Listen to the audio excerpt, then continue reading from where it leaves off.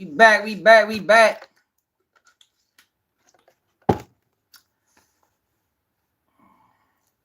We back. We back. We back.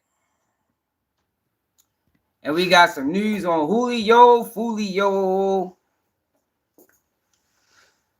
Mr. Six. I told y'all, man, it does not pay to run. Yo, it's only a few reasons. Abdul Drizzy, it's only a few reasons, y'all, that you should run from them people.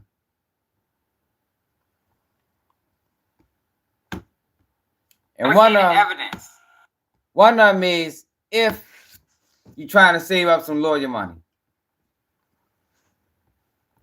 That's the only time I recommend running, y'all. Because at the end of the day, being on a run is stressful, first and foremost. And for two, man, you can't run from them people forever, man. And the worst thing that can happen, what's up, Butter? What's up, Mo? Is they get you in a time of your life where everything calmed down. Because that's typically how it happens, y'all. That's typically how it happens. You get to a point in life where everything chill, and next thing you know, open the door. Like, man, what the fuck? You done got locked up shit that happened 20 years ago. Y'all told y'all I was locked up with a guy. Yo, he been on the run for 40 years. 40 years. They locked him up when he was 80. He was 80, yo. Like, can you imagine getting locked up at 80? So, just the other day, we was talking about Julio, one of the girl. She tried to she didn't sign over her rights to a speedy trial. But typically, like I always tell y'all, they always find a way. What's up, OG? They always find a way to go over your rights. But one of the guys that was on a run was recently just caught. You're always welcome. He was recently just caught. Let me show y'all. So look at this, right?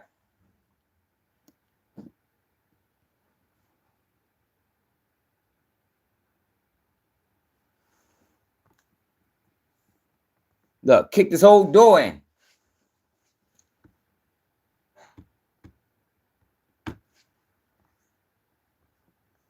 So they have caught the fifth suspect, Davion Murphy. Davion Murphy has been captured.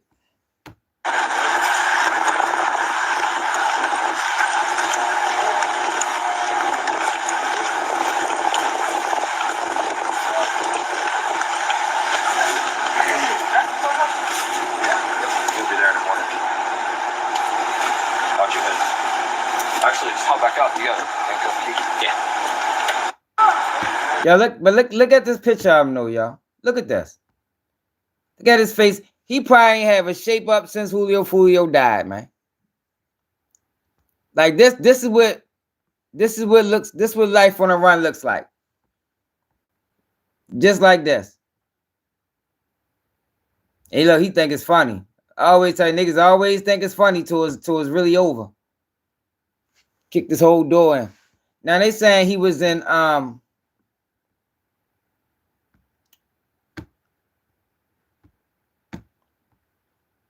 he was in Jacksonville, actually.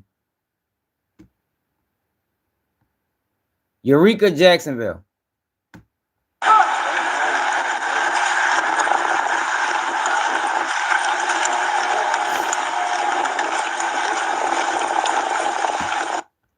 Let's see if they got more coverage on it.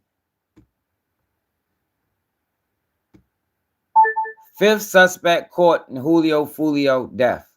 Fifth.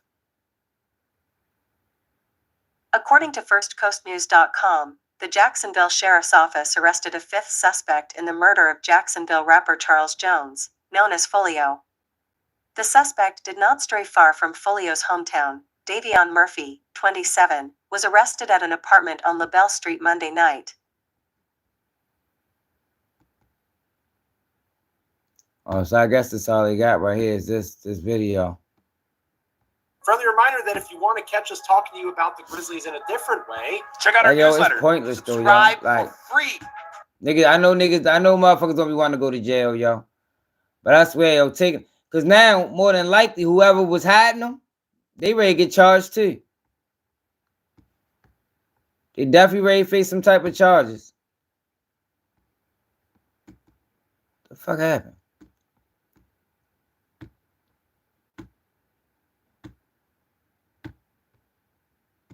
Coverage. You're gonna have lots of content in your. I guess that's all they got is this video.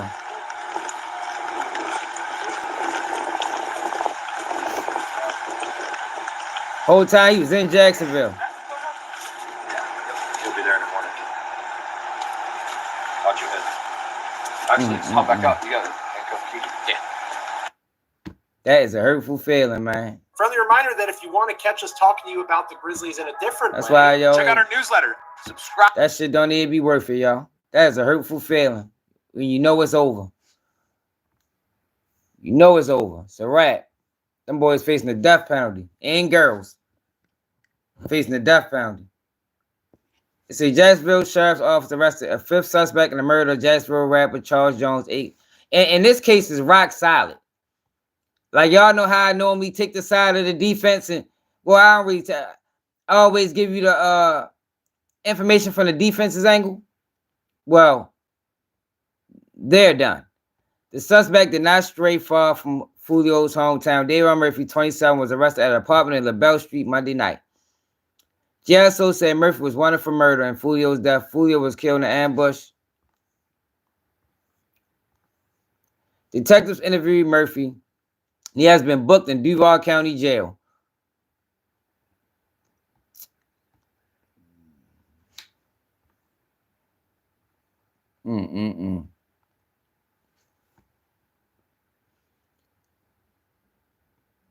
Case belonging to Jacksonville-based gang ATK. Department said released the ATK number Ace Top Killers.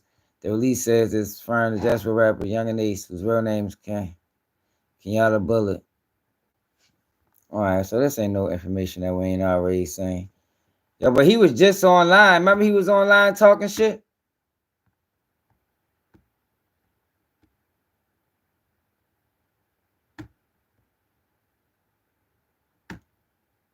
Julio Foolio killer on Twitter.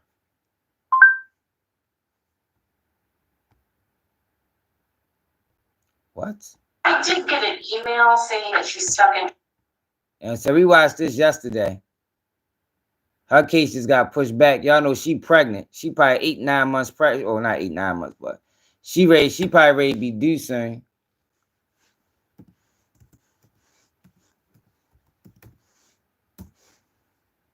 Man, niggas better start taking life serious, man.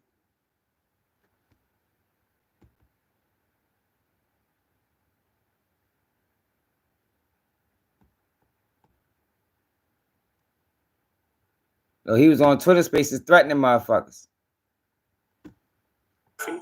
As y'all seen on that last night, was arguing with Man, tell them, come on. Do that. I want you to get in the shoot with the police. You gonna shoot at them if I send around there? I'm not. Yeah, you keep on. I'm shh. The cracker. I don't even know what y'all. The cracker gonna. The cracker gonna tell you, watch your head, little shoe. Shh. Oh my God. Man, your house empty. Your house echoing. You in a bando sleeping right now. Just turn yourself in, bro. You don't got no money. Your life already on, like, bro. You don't have a life no more. You don't have a life. Fall back. Turn yourself in. You all over the You would cut your hair, bro. Yeah. You don't wait for home, bro. Just turn yourself in, bro. I know you're hungry. Girl, he I guess this was him right here. No, because it's so crazy because I was like, he was like, you know me, Daria. You been knew me. You knew me first. What the fuck? Hey, that fucking confirmed that. He gonna crash shot when he see me. What's up? Hey, send me your number, cuz I'm finna see that shit. All right, brother. You say what? Tell him, put him on me. Police agent. Tell him, I'm ready to bet. Davion Murphy. Well, on me, bummy. Davion Murphy. Oh my God. I'm in your hood right now, dude. I swear to God. Yeah, Baltimore. I'm gonna make you crash Get out. out here. I'm gonna make you crash out. Man, I've been in the shadows, man. I ain't that strap. I swear to God. Stop. Davion, Bro, I'm gonna make you crash out. Davion Murphy. boy, that's on spaz, boy. Come on, hey, OG, how many times you gonna say that, bro? Get off here, bro. I Shit, Make you bro. crash out, little Davion Murphy. I ain't going nowhere no time. Bro. Well, we know that was a lie. His ass locked the fuck up now. For the people that just came in, y'all, they got the 5th suspect in Julio Foolio death.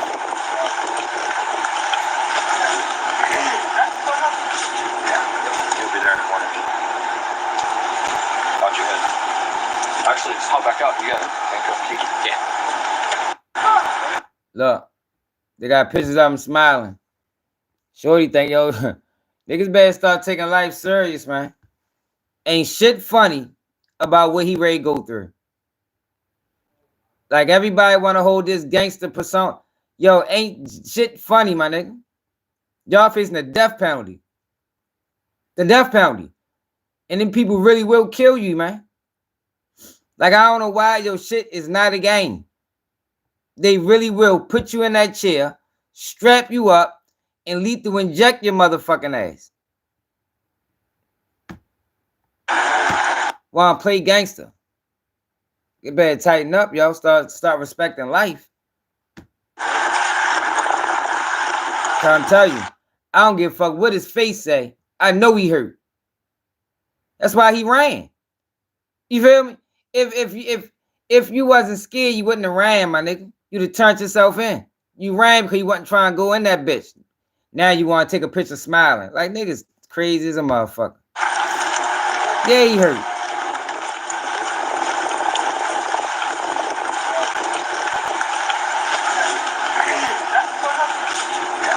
You'll be there in the morning. Out your head. Actually, just hop back out. You got handcuff key. Yeah. That boy probably's in that back seat crying. But gonna smile for the camera. That's cool. It's fucked up though, man. Yo, look at this shit right here, y'all. This in Philly. Right before the bus drove over top of it, look. Bus drives over top the bitch.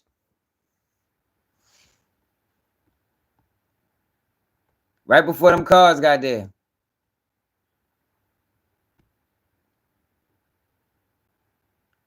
It's in Philly. Big ass sinkhole.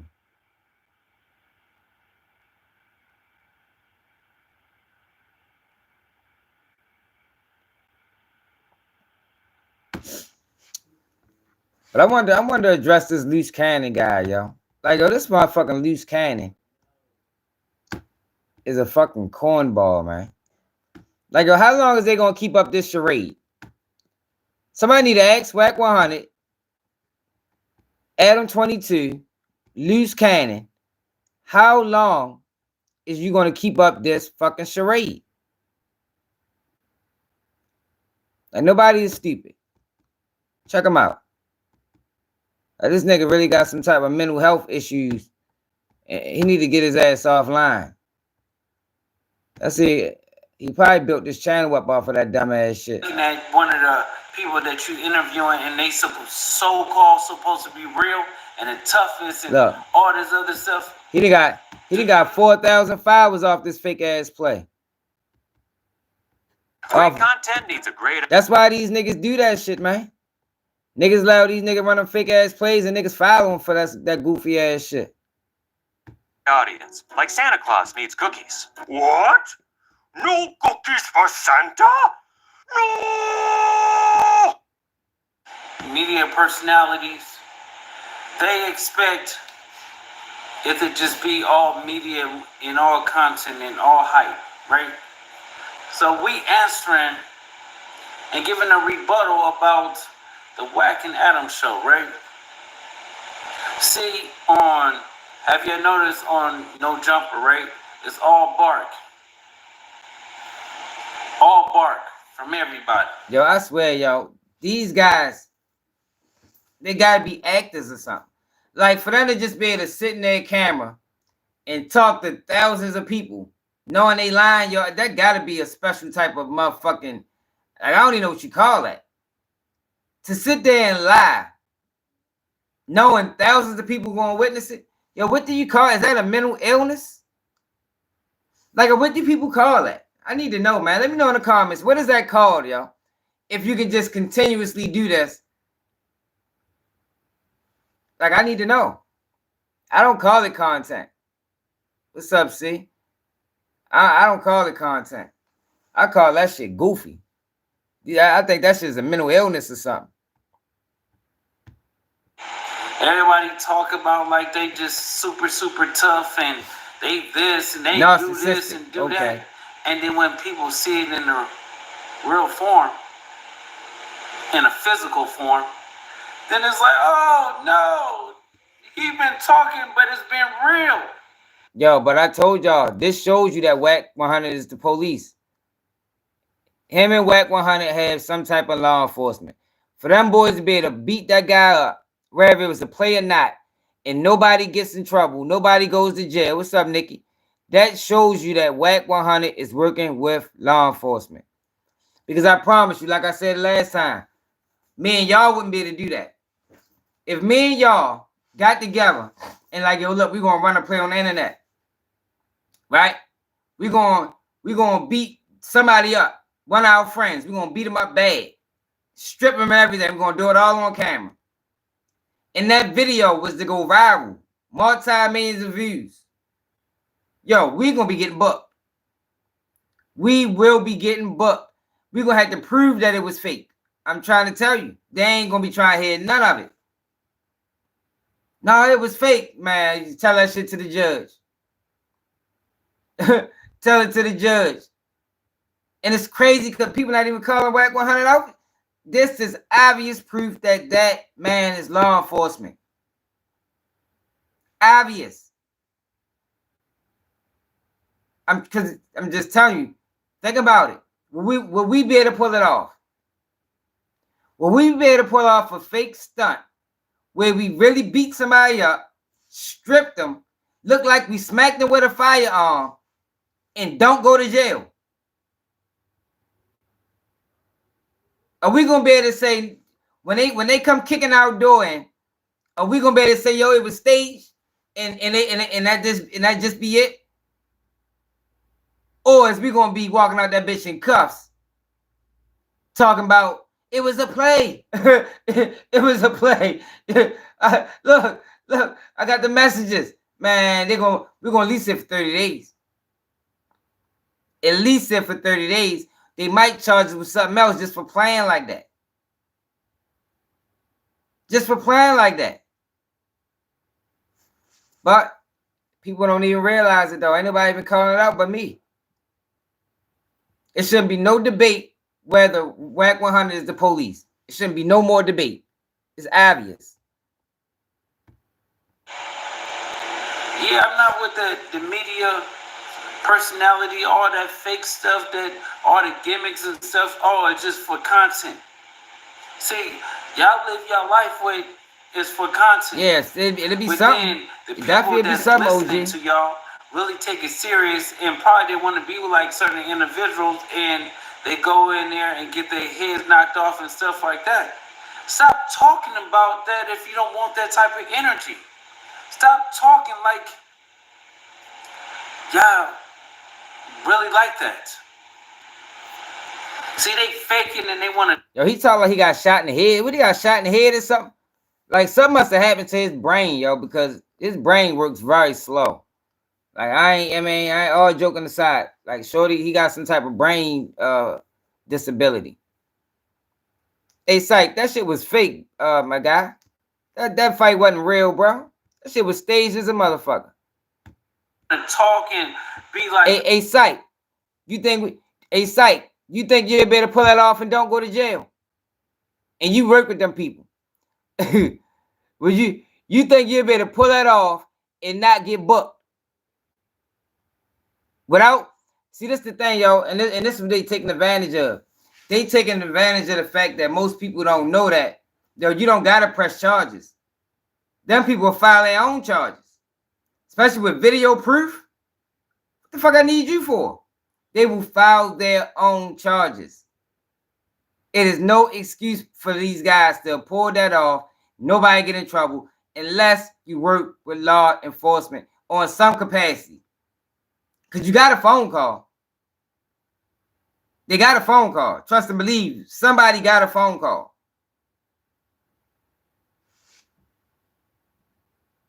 Trying to tell you, man. Pay attention to what's going on, man. Right. Come on, y'all. It's obvious these people, a lot of these people working with them people, man. It's obvious. Especially with a handgun involved. With a handgun involved. You had to prove that shit was fake. They ain't just going to take your word for it. Man, Stories of V, what it is. It's just entertainment. Did you say it's entertainment when somebody in the hood really think that serious, take it personal, and go knock down one of their enemies because they looking at one of the people that you interviewing and they so-called supposed to be real? Nah, psych, Trenches News. Do you think it don't play a part in our hip hop culture? When people listen to rap songs, they're actually listening to spirits. You know, when we go hop out and stuff like that, we play certain songs, right? Just like when people listen, you talking to spirits. Even in the media world, what you put out and what you portray and stuff like that, it got young kids that listen to this. Yeah, he's slow, y'all. He like, so why push? He got some serious brain issues. Like, he need to take his ass off the internet and focus on his health.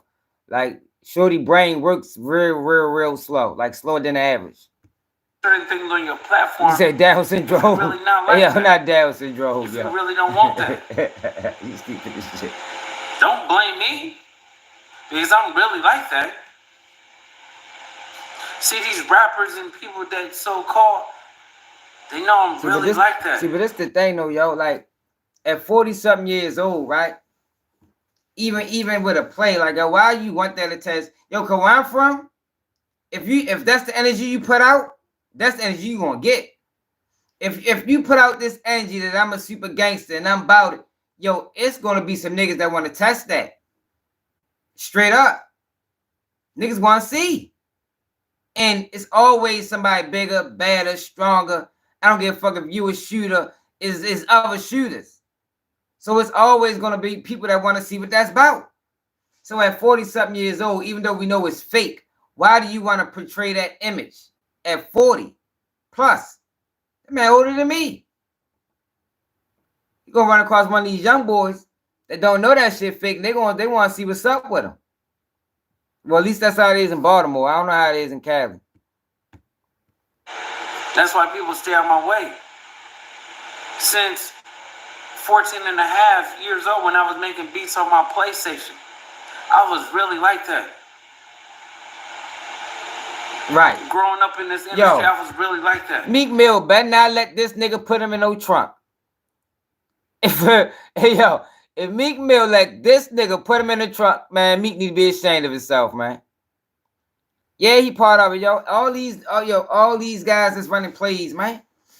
Like, yo, I keep trying to explain that shit to people, yo. Like, yo, you can't separate content from character, but they try to sell you that narrative so they can play on you. That's just so they can play on you, so they can monetize to the bank.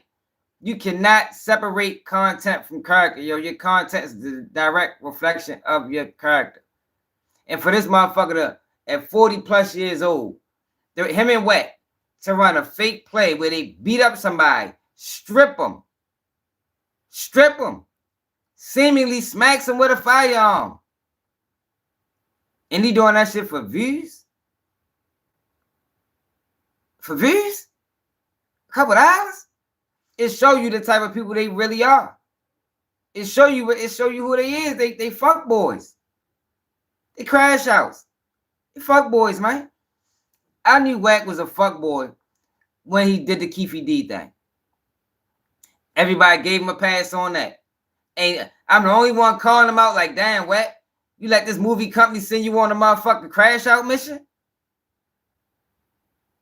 You're a grown-ass man. You let a movie company send you on a crash out mission for a couple of dollars. And not even just that, you taking advantage at the man while he at his lowest. You know he willing to do anything to get out of jail. So y'all already lowball this man for his life story.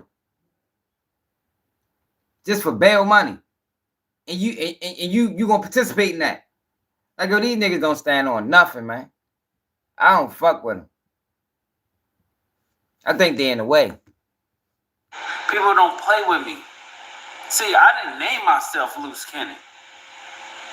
People around me start calling, he's a real loose cannon. See, I don't portray anything. Yo, he probably one of them niggas, yo, that people was taking advantage of just because they slow. You know, everybody, yo, you know what they saying?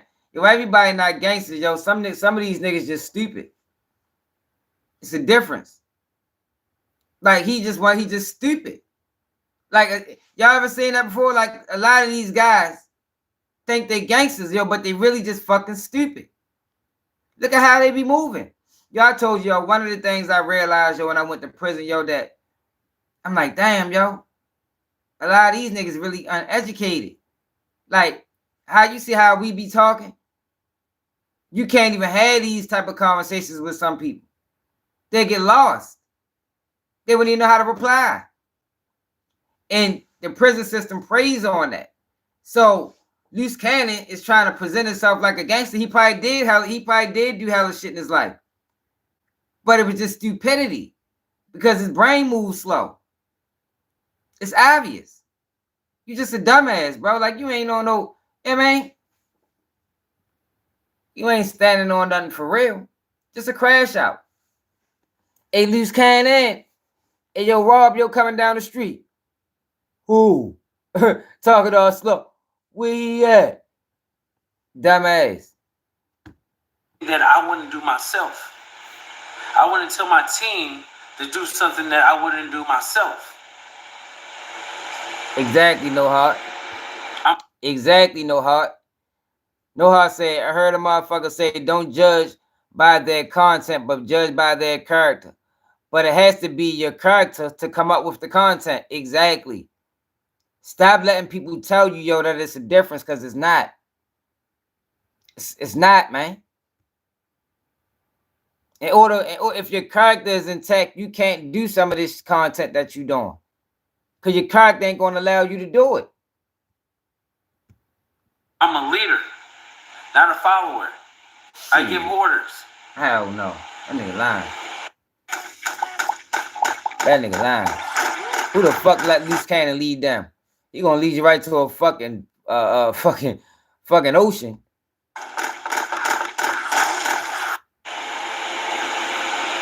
And we come in the humblest way. I'm never disrespectful, never disrespect anybody. But I disrespect the respectable if it gets out of line. I don't care who you are. He disrespected respectable. What the fuck? This nigga, man. I don't care if you Malcolm X, Martin Luther King, Frederick Douglass, all the greats. Don't work with me. Yeah, see, but the problem is they presenting this shit like it's real. Like, yo, people watch fake shit. Like, why are you presenting it like it's real? Like, he's sitting here talking in the camera knowing everything he's saying is a lie. It's all a lie. It's all fabricated. And he doing it with a straight face. Man, just like I am. Just how y'all give speeches and stuff, I could do the same thing. But I put force behind it. Last year, 2024, was the thing of exposing. 2025 is the year of action. Only action. So they're gonna have a lot of fake plays this year, huh? Just know they fake, y'all. If you enjoy the show, just know you watching the show. Don't think that shit real. Like fairy tale stuff, let them see if they gonna really do something. Y'all go stream my song Do Something too. Because I am that guy. And go stream Cookout. That just dropped. Fire. Right? But let's get back to the subject, right? Even Poke. Look, running fake plays. Like, these niggas is dirty. I hate these niggas, y'all. I ain't gonna lie, y'all. Get this nigga out my fucking TV. I mean, out my computer. Niggas is running fake plays to run promo for other products. Get the fuck out of here. He's a fucking clown. These niggas be selling us out at alarming rates. At alarming rates, man. But speak to my man, Heart of the Streets, man. Heart of City. I think he from Baltimore. My man be doing the documentaries and shit. So he just was in Atlanta. And yo, why the fuck niggas in Atlanta really vouch for Woody? Like, yo, I need to talk to one of them niggas that hang around, yo, man. Like, yo, I need an explanation as to this. Like, yo, how the fuck are you niggas hanging with Woody? Like, yo, seriously though, yo, like, yo, can somebody get me in contact with one of these niggas? Like, I need answers. Like, how you doing this? You ain't see what he did to the last niggas? Like, yo, seriously, have they not seen what he did to the last niggas? He was telling on the last group of niggas for years. Like, yo, for real, ain't nigga up dead serious though, nigga. Like, yo, I need an explanation. Like, what's the mind frame going into this? Like, did y'all think this through? Like, you know, you sure it's a good idea? Can you trust them? Like, what's the motive? What is it? What is it? Just clout? Like, I need answers, man. I need answers, y'all. Can somebody get me in contact with any one of these guys that we see in this documentary? Because I want to know how are these niggas hanging with Woody, and where are they from? And who vouching for them? Like, straight up, we need real answers. Share the live, y'all. Hit that like button, y'all. The heart of the city right now, man. You feel me? You in the real trenches, man. We in Jawland, but it ain't Jaw. Carve home shit. Man, shout the real one. West Sound, y'all know what time of the year. We always outside. Just make them mad. They gonna tell you. Cause the madman came that thing. Man, he almost broke my jaw. Can't let him get away. And when you got purpose, listen, man, you moving different than everybody else. Bro, we beat him. Paul hit that nigga so hard. Hey, I heard it in my death ear. You ain't goddamn built for this shit, man. Stay out the street, man. Stay on the port, man. One way in, one way out. You got no being to die here. Bring your black hands down. Motherfucker shoot him up through there. Shot through there. Now hit my foot 9 times. Hit me. Y'all watching Heart of the City. Now, Big Six. Hey, look, damn Heart of the City. He just made me ask away. Damn. What that is? Heart of the City. I throw an ace. I'm a zone 3 at least. Maybe they some family members, but I ain't gonna lie. I don't. If he was my cousin, I wouldn't be fucking with y'all. Like, brother, cousin, second cousin, third, fourth, fifth. We will not be in the same. Not this close. Fuck no. We definitely ain't doing no video together. That's dead. Heart of the City. Still ain't working. This shit ain't working. Still ain't working, man. Maybe if I say I don't recall. I get a 3. Welcome to motherfucking Jawland, man. Zone 3, man. Carve home. Some here, the home of the motherfucking head buster, man. Drug dealers, weed spitters. That nigga high as Fat Charles. Hey. All you gotta do is tap him. That nigga gonna fall. Man, but sweet to my man, Heart of the City, y'all. Check your page out. He be doing documentaries. I think he from my city. He do good work. We in Jawland, but it ain't Jaw. The heart of the city right now, man. You feel me? You in the real trenches, man. Down there might go down in a minute in the motherfucker. At any time. Live in the 3, man. pretty real, man. I've been to hell and back. Shit, I seen my brother get killed. Man, my brother got killed. Shot up together. He ain't make it, though. You know what I'm saying? We got my mom's birthday, too. That shit was crazy. She, like, lost 2 of her boys on her birthday. Like, that shit was fucked up gift to give. But you know, that's the life we live. When you live in that type of life, that shit come with it. So, you gotta know how to take that shit and, you know what I'm saying? Suck it up. I just fell off with fuck my ass up, man. Shit crazy, ain't it? For real. That shit hurt. Yo, that nigga just said all that shit, and then now he's standing next to Woody. Get the fuck out of here. This nigga's a clown. Somebody find me him. I need an interview. Somebody find me this guy right here. I need an interview. I got questions. For one, take that shit off your belt, off your goddamn leap. And for 2, how the fuck you just say all that and you with this man? Like, come on now. I need answers.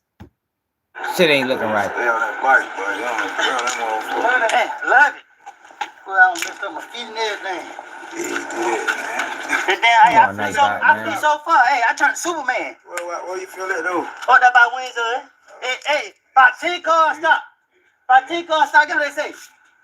Can we get a picture? Y'all ain't gonna ask for the ambulance? Talk about taking a picture. I'm on the ground, scratched out. I had to make sure my bone was still there, my thing. I told him when we beat up for open rush, that nigga almost broke my jaw. I said he was holding that boy by his leg like a little. Yeah, he almost broke my jaw. Can't let him get away. Shit out there, boy. Me, you three, got that, what it was, slime. All right, so I know what this is. So here Cruddy Buddy too. So remember I explained to y'all how niggas like Woody all hang together? So niggas don't fuck with him either. He probably a tell. He probably done snaked a few of his homeboys. You know, he probably did all the same shit Woody did. So he ain't got no other friends, probably but Woody. Cause that's how that shit normally goes, man. Like niggas like them hang together. He probably need Woody. Ain't nowhere else for him to go. He done fucked over everybody else. The skinny one on a white tee, he's supposed to be a pastor, but he on perk and got locked up, pulling a fire on his ex at a restaurant. Okay, which one? Oh, man. Yep. They done got on that boy good, too. Well, we beat him. Paul hit that nigga so hard. Hey, I heard it in my death You ear. ain't about that boy. He had shot a wig out when 12 came in, you remember? He got shot 4 times. He came in the arm right here and bounced that right there. Got a good bone. It hit me, come out right there. It hit right here on the side. Yeah, see, here, Cruddy Buddy. Yeah, stomach right in the middle of the big hole right here. Yeah, here, Cruddy Buddy. Oh, he got his Woody. I get it now. It makes sense. Yeah, they cut He me. probably snitched on the nigga too. Scrape me, one grave me right there. Knock my tattoo off. You know what I'm saying? But yeah. I think I scarred my nose too, man. Bullshit. I had no fuck my nose up behind that shit too. Okay, ready? I'm the Black Farmer Jawline and Women Pet, the nigga regret. 262 Jawline off the Lanker. Damn, motherfucker came down through here, man. Goddamn, I'm sitting in my truck. Eating. Motherfucker started shooting from up through there. Shot through there. Goddamn, hit my truck 9 times. Hit me one. Yeah, the process. This shit not grow back, buddy. Diddy been bathing. He been put that thing in the bathtub. Hey, I just seen Travis Scott. Diddy said something, Travis Scott ran out of the street. I said, what? Diddy land nigga know off the rip. Welcome to Diddy. His name really ain't Diddy, it's Diddy. Diddy, like the Diddy. Hey, God damn, I feel sorry for Diddy, man, but here. Yeah, that's his fantasy, Come home off of pride. You know what? In the hood. To the fullest. Born and raised. You ain't from the hood? Get the hell up out of here. I'll muscle. Hey, A-Town. Where it be? You know, we gotta have a couple of that goose. Get loose, you know? You feel me? You don't drink? Stay your black ass at home, you dig? One time, turn it back to my boy. It was a crucial night, man. It was a tragedy moment, man. You know what I'm saying? Like I said, that shit was crazy. That shit scarred me for real, you know what I'm saying? Like, cause I ain't never in my life think some shit like that got down having to a nigga like me, you know what I'm saying? Out of all the shit I done pulled off on niggas and you know what I'm saying? I mean, nigga, I done stepped on or took down, however you want to look at it, man. But this shit heavy, man. There ain't no fun when the rapper got the gun, though. I was in the coma for like down there probably like 2 months. Like, I ain't even really get a chance to see my brother got down leave, you know what I'm saying? Everything I had, remember, man, him fighting for our life, I see him bleeding out. So, that fuck around finally did wake up and came out the coma. They ended up moving me to like a regular flow integrated at the trauma unit to out the ICU flow into a regular flow. So I ended up having access to my electronic device, like my fucking iPhone. I see the TV and shit. So now this shit going viral about me and my brother getting killed. It's a lot of rest in peace to get well. I see halos over my brother's head, and I fuck around and see it. So the moment like shit, I got some news to tell you. Cause I see everybody. I see Young Joe, I see Pee-wee, Longway Lee, Spud, I see goddamn, man, everybody coming down there to visit me, man. Goddamn, I got shot, but I ain't see my brother, so I kept asking like, where the hell my brother at, mom? I couldn't ready to talk, so I was writing shit on a piece of paper, you know what I'm saying? You know how so this not Atlanta with its outskirts? This not Atlanta? I want to make sure that's clear, yo, because I don't want to come down on Atlanta. I thought Atlanta was vouching for Woody, but you saying it's not Atlanta? I had tools all in my mouth, so I was just writing on a piece of paper like, what the fuck going on? See, bro. But she was lying to me and telling bro, like, you know what I'm saying, her still fighting. He told me to keep fighting, but the whole time he was dead. She didn't want to tell me because she felt like I was going to stop fighting. You know what I'm saying? Because I was already lost like, 7 pints of blood. Gallon pint of him on hold like 9. So before like I ain't got no pulse or nothing before I had surgery on me in the body bag. So I'm saying like I still talk my head doctor, my trauma doctor. So you know he had surgery on OJ the Jew, man. He brought him back when he got shot. So you know, shout out to him, man. You know what I'm saying? He did that. Well, they need to get this shit under control, man. See, that's part of the problem. Like yo, in our city, yo, we not gonna allow no Woody to be a representative. Nah, they in the city, they downtown. All right, not fuck not even no. All right, okay. Niggas say they been healing back, man. I'm prime motherfucking goddamn with it. I've seen it, boy. It's crazy.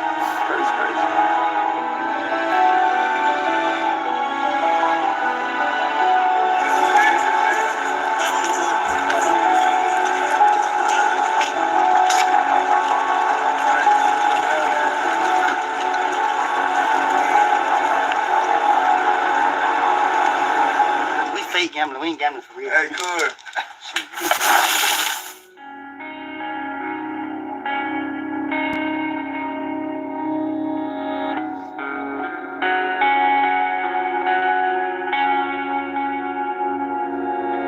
What they bloods or something?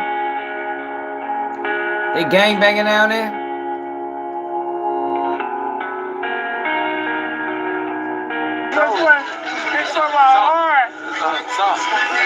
Yeah, they caught him deep. Yeah, they caught his ass. Y'all don't know how I feel, but y'all understand how I feel. You lose your mother, she might not be close to you. You lose your brother, your father, you might not be close to her. But me and Bird is one. Me and Bird was one. That's why I said tonight, I'll let all y'all know, the one don't know me. Me and my son were one all our life. For 36 years, Bird been in my life.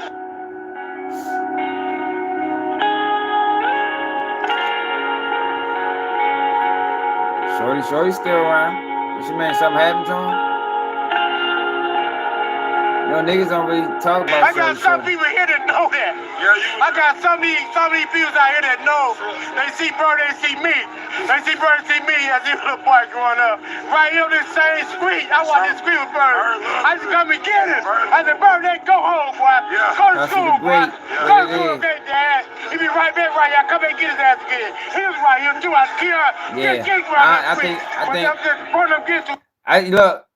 look, Makai. I tried to clear his name with the paperwork. Niggas still ain't fucking with him. Like that shit ain't changed nothing. Yeah, man. I don't think that paperwork was real either, but niggas, that shit ain't changed nothing. Niggas feel how they feel, like the damage done. Like, y'all, I've been there for my kids all their life. I'm a good dad. I'm a good father. I'm a father, a dad, a best friend. oh, all right, straight up. You get the motherfucker out of bed. What you want to call me? I'm dad. I'm dad. I mean, what's that? Where Dope B was from? I'm dad. Because people put words. People put words with things. White man make a word. They make words. Guess what? Real hell, east side, Cali Road. Thank y'all for putting up with me. Hey, do this, man. Hey, but they go have fun, man. It's a celebration. It's a celebration. Somebody named Bird.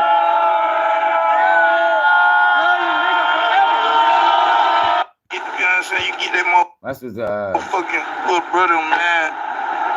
You know what I'm saying? That's what what's the I know what the fuck going on. Why next Tank 5 on our platform? Y'all show us on that. Yeah. Yo, at the biggest. Yeah. You blocking me, nigga. Fuck you talking about, man. Yeah. Long way of the biggest, man. My bros right here, though. You know what I'm saying? Like, we don't look like I'm somebody from the sandbox, man. You know what I'm saying? This nigga taught that everything, man. So as I was first goddamn pair F41, get what dude Bird looked up to, bro. For real, nigga know that. That's our big brother, man. So we doing this shit for our brother. You know what I'm saying? Long live. I noticed Woody ain't there though. Woody ain't he ain't around everybody. He just around a select few. I got it. Long live Rick. Let me have this right quick.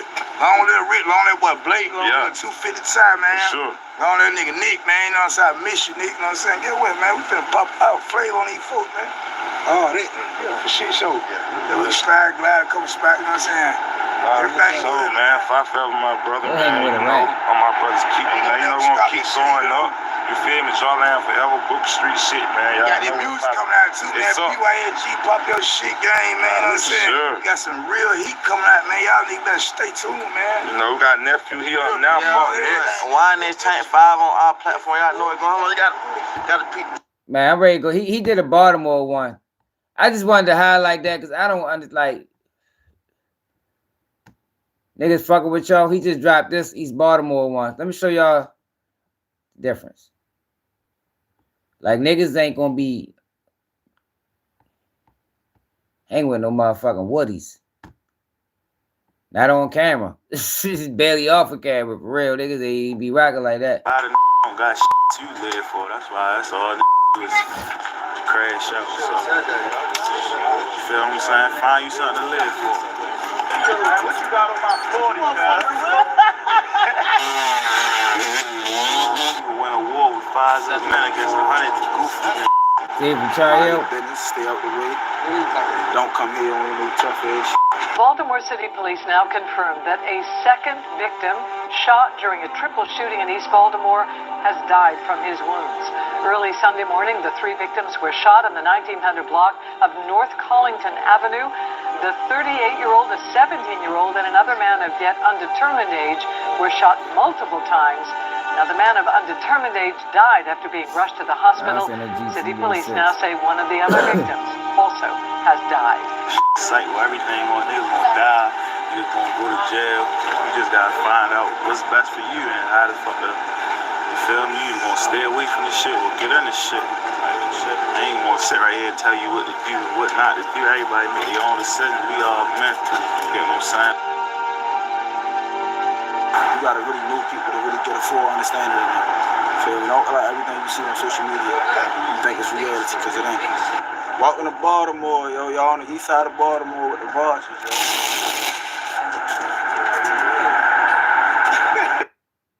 Gave money, we on the way for college. What if I ever put me going there tonight? That's why, like, come on now, like, that's where we was born at. So you really, like, it's where everything you really know for real. You learn everything from here, where you going at. It's different. Most of the shit the same, but we got some differences. Like, people say West Baltimore more on the slick side, you feel me? It's more so known for. I've been saying in West Baltimore hood vlogs too, them niggas dirty as shit too. They wear with James. Yeah, them niggas look dirty now. Shoes with some motherfucking James on, yo. Nigga was dead wrong about that too. I ain't gonna say your name, boy, but you know who I'm talking about. You had on some UAs with some James. I sang that. West Baltimore. That be the only thing that they be saying different. They say that West Baltimore niggas, they dress different and get money. Be the same shit over here though, but Sub ball out. yeah, that's just how it go though. That's the norm. That's just what people say. We put that shit on. We get that shit fucked up over here. We put that shit on. Happy New Year, pimp. Side niggas more credit. That's all niggas say. They say you come over east, they get the back door type of vibe. That's the niggas that come from around here. You ain't from around the East Baltimore hood. Niggas gonna check the temperature for real. That's all that niggas be scared. West side niggas, they think, they like, I don't know. They good men though. I fuck with a lot of West side niggas. They good men.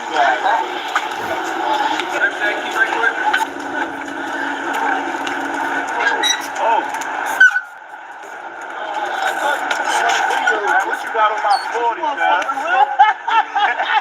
You know I'll get you one. Yeah, Birdman, shorty. Yeah, put this on the video.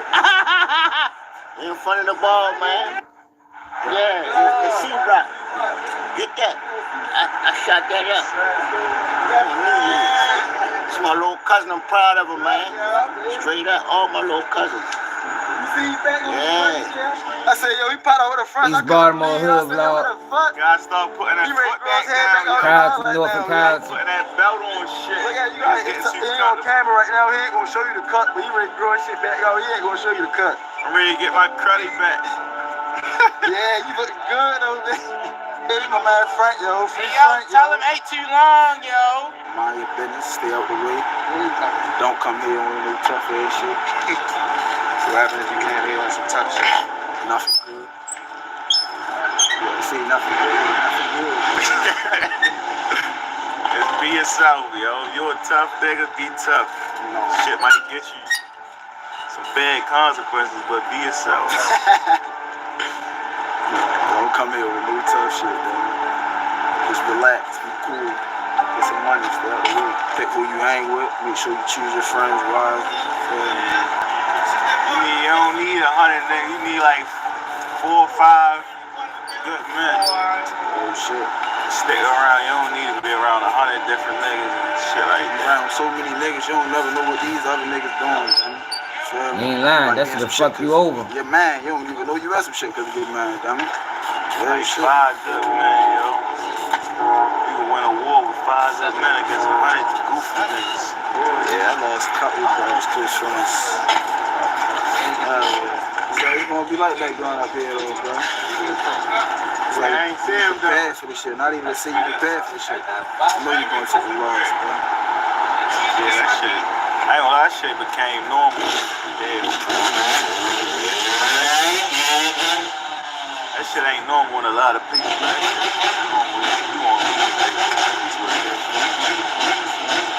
Niggas gonna go to jail, die, niggas gonna rat. That's just how it go. I don't know too many niggas that rat. You think you don't know niggas that rat. I hope I don't. I hope I don't. Yeah. That shit crazy here, though. I mean, this ain't no normal place to go out there. So our normal ain't the regular normal. What's normal to regular people, damn sure ain't normal to us. Shit that people think fucked up, we laugh at the shit. That's fucked up, bro. That's just how we was taught, man. I always knew I was a diamond in the rough, I'm gon' shine. I'm forever gon' get bigger, bitch, don't never waste my time. I know most of these niggas faking, I won't never. Shit. Full understanding. Everybody ain't got everything you see, feel me? Like, most of this shit is like a reflection of something. Like, it ain't the real version of themselves. You gotta really know people to really get a full understanding of them. Feel me? Don't like everything you see on social media, you think it's reality, because it ain't. 100% though. Shit. But I think people should know about just the city, period, is, man, this shit gonna be what it's gonna be at the end of the day, man. Everything gonna continue to, this shit is cycle. Everything niggas gonna die, niggas gonna go to jail. You just gotta find out what's best for you and how the fuck to, you feel me? You Yeah, stay away from this shit or get in this shit. I ain't gonna sit right here and tell you what to do and what not to do. Everybody make their own decisions. We all men. You know what I'm saying? A lot of niggas don't got shit to live for. That's all niggas do is crash out or something. You feel what I'm saying? Find you something to live for. shit. So, finding your purpose. Once you find your purpose, hold on to that motherfucker. You don't find your purpose, you're gonna run into somebody with one. Straight up. I ain't had shit to live for at some points in time. Just went big crazy shit. Find you something to live for. Feel me? Everybody put on this earth for a reason. You know what I'm saying? This shit like a chess game, bro. You gonna have pawns. You got king, queen. I ain't get that shit out here. Just meant to be pawns. That's just how it go. Everybody can't be the king. Everybody can't. Feel what I'm saying? Everybody can't be the top, the quarterback without no lineman. What's your name, bro? You feel me? Stay on top of each other. It's always good to stay on top of each other. I left. I'm back home now. Criticism, man. Don't always think a nigga trying to hop in your ass. Ice Spice? Yeah, see how album ain't sell shit. Once you do that, it'll be good for you. That's the best thing I can say. Like, learn how to listen. Don't always, just stray away from advice or something just because you think it ain't right. You gotta understand where people coming from, too. So just like how you got a point, the next person do too. They might feel as though they right. Yeah, I seen that. Think they wrong. Just listen. You can get out this motherfucker. God dang. You the best that you can with this shit. Man, see the heart of the city, man. I just wanted to show y'all the difference, y'all. Like Shorty, and that shit with Woody, he was acting a fucking fool. Like, there's no need to be overly gangster, man. All that shit do is put you in a motherfucking tight spot. A1. All right, but yo, they say Jennifer Lopez found herself in a lawsuit. Jennifer Lopez found herself in a lawsuit. Fuck around. Case law, exhibits. In fact, he is filing so many documents in so many different courts that he seems to be having trouble keeping things like dates and locations straight. And look, in those filings, he's doing his best to, stick to the legalese and facts of the case. But remember, he is representing himself. He's not an attorney. But he so this the guy that sued Diddy for I gotta go back to the beginning. For $1 million or something like that? Federal charges.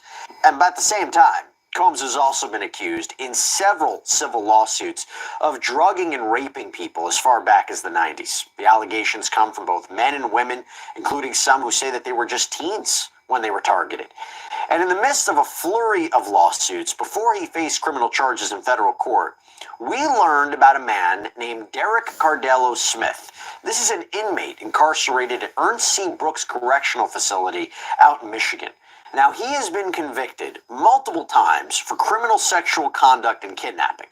Cardello Smith appeared on a judge's live stream from prison representing himself to explain why he wanted an injunction against, out of all people, Sean Combs. This is in the matter of Derek Lee Cardello Smith, MDOC number 267009 versus Sean Combs, Sean Puff Daddy Combs, also known as Sean P. Diddy, also known as Diddy, Bad Boy Records, label owner, founder, also known as Puff P. Daddy, Bad Boy, Diddy Run the City, Sean Combs, also known as Sean Puffy Puffs.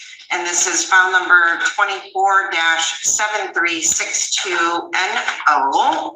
We'll grab your paperwork here real quick out of this other paper.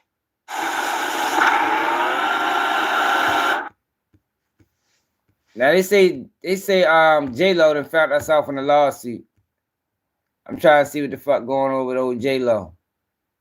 Diddy name dragging motherfuckers in the mud. We do have Mr. Cardello Smith appearing from the Michigan Department of Corrections. Sir, where are you currently located? I'm located at the Ernest C. Brooks Correctional Facility, 2500 South Sheridan Drive, Muskegon, Michigan, 49444, ma'am. All right, thank you, sir. Or your honor. Thank you. So I do see that we do have a proof of service on Mr. Combs. But for purposes of this hearing, you filed a motion for a temporary restraining order and or a preliminary injunction to stop all sales of the property and assets attached to or involved with said property based on the interest of plaintiff and plaintiff's connections to defendant's sexual assault of plaintiff Derek Lee Cardello Smith, requiring a preliminary injunction and or a temporary restraining order. By the way, when we're covering stories like this one, it is very important to bring you just the facts, not put any kind of slant or bias on that. We always try to do that at Law and Crime and Sidebar. But yeah, goddamn lie. That is a goddamn lie. They put all type of slants and biases and everything they do. Come on, man, cut the crap, short. That is why we are so happy to partner with a company like Straight Arrow News. So this is an app and website. It's taken by Mr. Combs himself, directly with me here. We did a live one-on-one visit in our prison visiting room.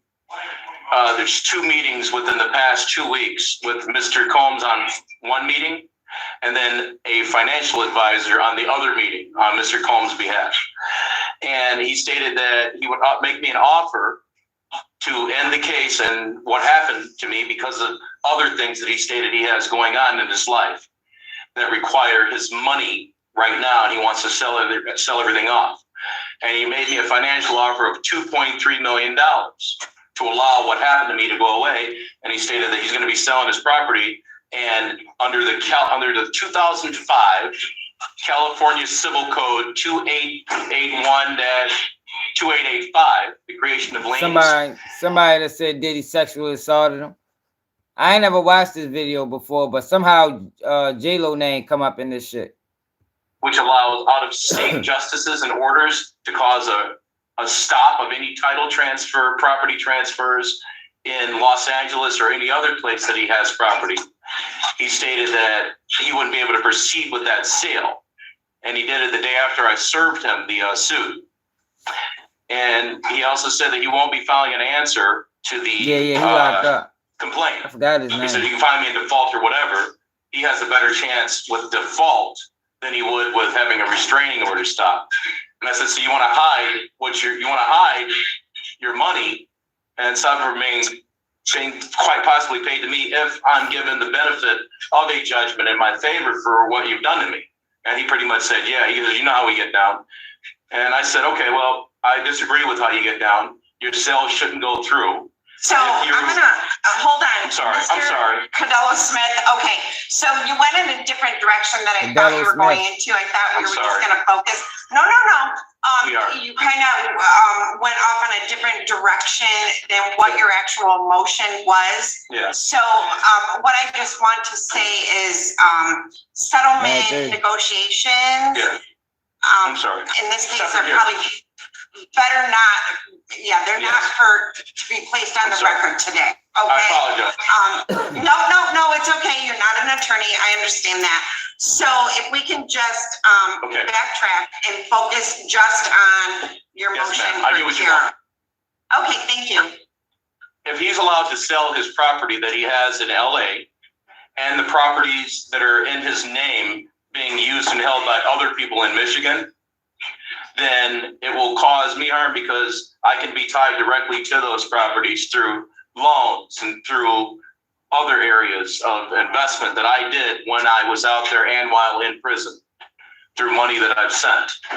And if he's allowed to go through with any of the sales, I won't be able to recoup any of my monies or anything from him as a result of any possible judgment in this action, if he's allowed to proceed with it.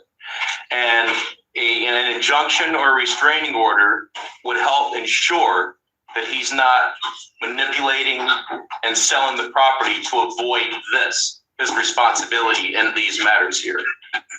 That's what a temporary restraining order would do. It would prevent that from happening. I don't understand that. It's a very serious matter. It involves a lot of money. And so why would you want to stop the sale of some properties that he's supposed to be selling so he can pay you? I don't really get that. Him selling this would help him avoid his liability for these actions done upon me. And I was just hoping that I'd be able to get the restraining order to prevent that. There won't be any harm to him, any of the parties. There won't be any harm to him in any way. And If it's deemed that it's not justified, then he can go ahead and go through with the sale at the end of the case. But one has to be put in place to stop this from happening. Okay. Okay. So, thank you very much. Okay.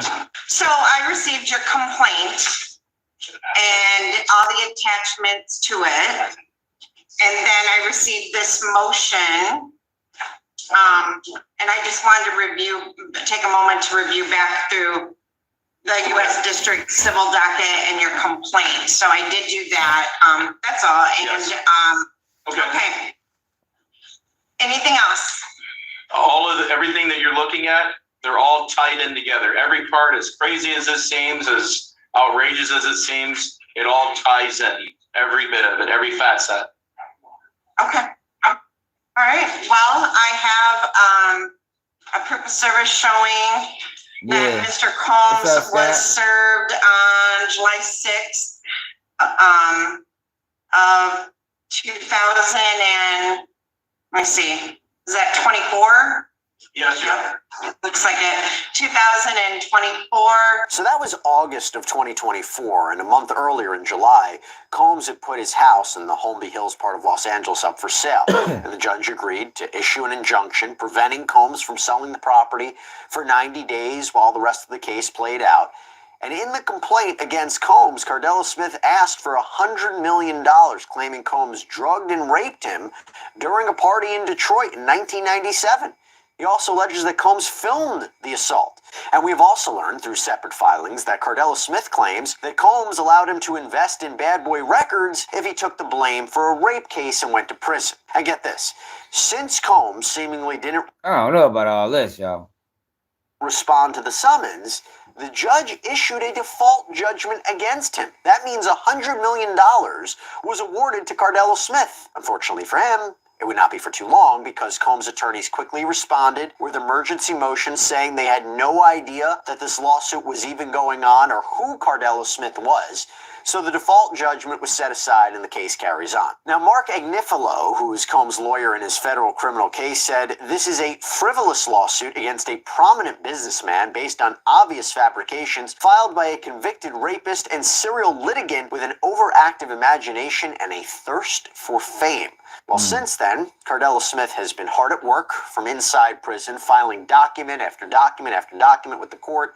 I am talking, by the way, hundreds and hundreds of pages of arguments, case law, exhibits. In fact, he is filing so many documents in so many different courts that he seems to be having trouble keeping things like dates and locations straight. And look, in those filings, he's doing his best to, stick to the legalese and facts of the case. But remember, he is representing himself. He's not an attorney. But he ends up using a lot of underlining, all caps, exclamation points. I said it before, I'll say it again. The fact that he was initially awarded the $100 million, you got to give him credit, right? But look, he is not shy about what he has to say. For example, how about this quote from his proposed 250-page answer to the defendant's motion to dismiss? Defendant Sean Combs is a fake gangster hiding behind his money and his lawyers, and most importantly, his enforcers, who knows that he has committed multiple acts of fraud, and it has been an ongoing thing.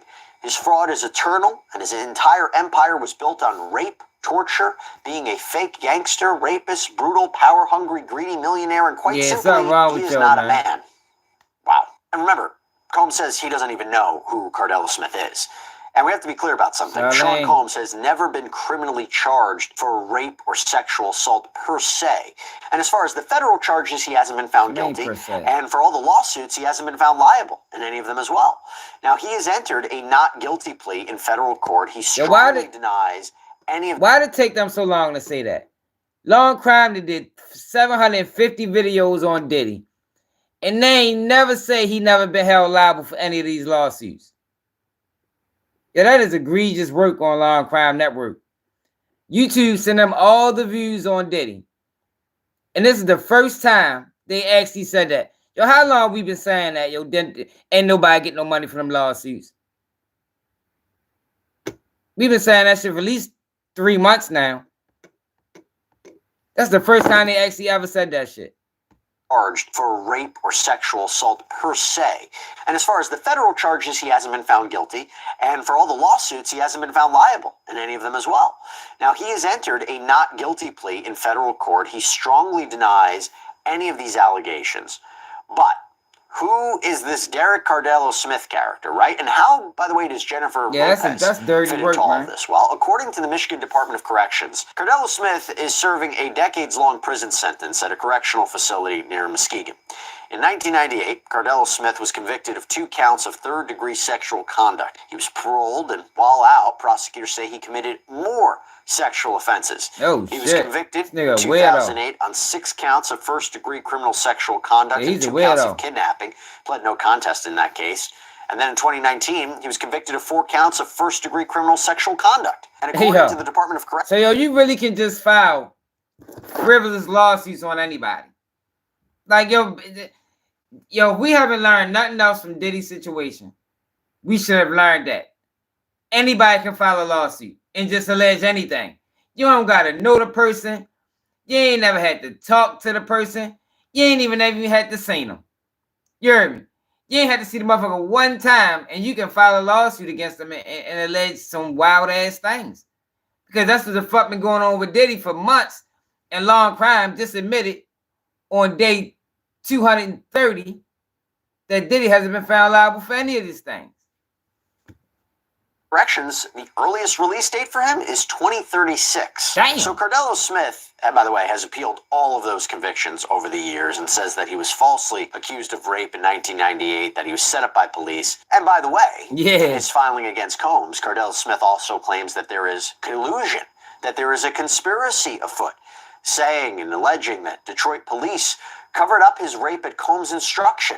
And that is not even the wildest claim in this lawsuit. So let's dig into it. On December 9th, Cardello Smith filed a notice of submission of material witnesses and named 3 people: New York police officer Derek Palmer, former Combs employee Kirk Burroughs, and pop superstar Jennifer Lopez, J-Lo, who dated Combs from 1999 to 2001. And possibly one of the most memorable headline-making moments of the relationship came in December of 1999 when Combs, Lopez, Combs' bodyguard Anthony Wolf Jones, and rapper Jamal Shine Barrow were involved in an argument in a New York City nightclub that led to gunshots. All 4 were arrested on charges after they left the club in a car. Police pulled them over after they ran a red light. A gun was found lying in the car in full view, according to police reports.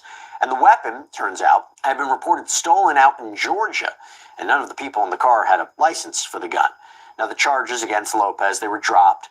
And after a trial in New York, Combs and his bodyguard were acquitted. Shine, though, was found guilty of criminal possession of a weapon and first-degree assault. He was acquitted on the charge of attempted murder, and he served nearly 9 years for his charges. What the fuck does that have to do with the situation? Combs was the one who actually fired the shots, and he took the fall for him. But going back to Cardello Smith's filing, his notice says that Jennifer Lynn Lopez, a.k.a. J-Lo, a.k.a. Jenny from the Block, quote, will be called as a material witness and expert to Sean Combs' viewing, possession, and distribution of his sexual assault upon the plaintiff in 1997, and the orders of defendant Sean Combs forcing Jennifer Lopez to remain silent about the videotaped sexual assault of plaintiff by defendant. Plaintiff state... Y'all see what Long Crime just did? They brought up... See... How he just say he not biased? Did y'all people they just did? In order to try to give this lawsuit credibility. Because basically this guy is saying that Diddy uses people. You know, people take charges for him. You know, people will be quiet for him. So what Long Crime Network did to try to give this guy credibility was bring up Shine's situation. Where most people thought Shine took the fall for Diddy. So that is dirty. Dirty. Why are they doing that? It's like your Long Crime Network fucked up, man. Talking about the unbiased media. Get the fuck out of here. You just like the fucking bloggers that be lying and shit. Long Crime Network ain't no different than Ratchet TV. It's that the material witness Jennifer Lynn Lopez, also known as J-Lo and Jenny from the Block, was engaged in a relationship with the defendant Sean Combs during 1999 and 2001, and that the sexual assault of the plaintiff was recorded, distributed, and held by the defendant at his New York residence and recording studio. And during the relationship with Jennifer Lopez, she was made privy to this video that was taken by Sean Combs and his employee Kirk Burroughs. She, J-Lo, has known this video existed and was in existence and took no action to make it known to anyone in law enforcement, and that she was even questioned. What I tell y'all, they try to use that Shine situation to say, well, I mean, what he's saying could possibly be true. You know, people do hide things for Diddy. Yo, Law and Crime Network need to be fucking kicked off the internet. By New York Police Detective Derek Palmer about this matter, and that the report will show that her answers to this tape was and still remains a resounding yes to its existence. And again, Cardell Smith writes that he wants to call Officer Derek Palmer as a witness because he says Palmer is the one who questioned Lopez and believes that he will have testimony that could help his case. Now, as I mentioned, Diddy's legal team has called for this entire case to be thrown out. Cardell Smith has filed a massive response to that request that totaled more than 200 pages. Probably half of it was just straight up copies of case law that seems to support his arguments, word for word. It's something out of like a legal textbook. There's so much to slog through, but I kind of want to give you some of the highlights. So first, in addition to the claims of rape and a cover-up, Cardell Smith also claims and alleges that Combs was violent towards his loved ones. At times, Cardell Smith addresses alleged threats against his family. Other times, he says Combs actually caused serious injuries to his brother. His response reads, defendant used threats of murder to force the plaintiff to not bring the case to any court of law enforcement until the homes of the defendant were raided by Homeland Security, that the plaintiff knew it was a safe time to bring the case, and that is why we are here at this juncture. And Cardell Smith argued that fear for his own safety and the safety of his family is one of the main reasons that he waited so long to report the alleged rape, and says that that reason alone should override any issue with the statute of limitations, that these claims might otherwise be time barred. And he also argues that while he's been in prison, fellow inmates and prison guards have threatened him on behalf of Sean Combs. Wow.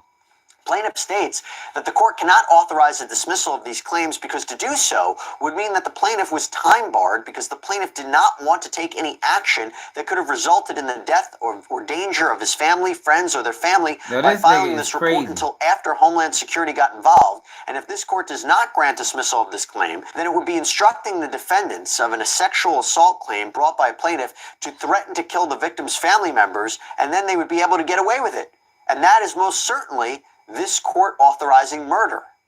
Wow.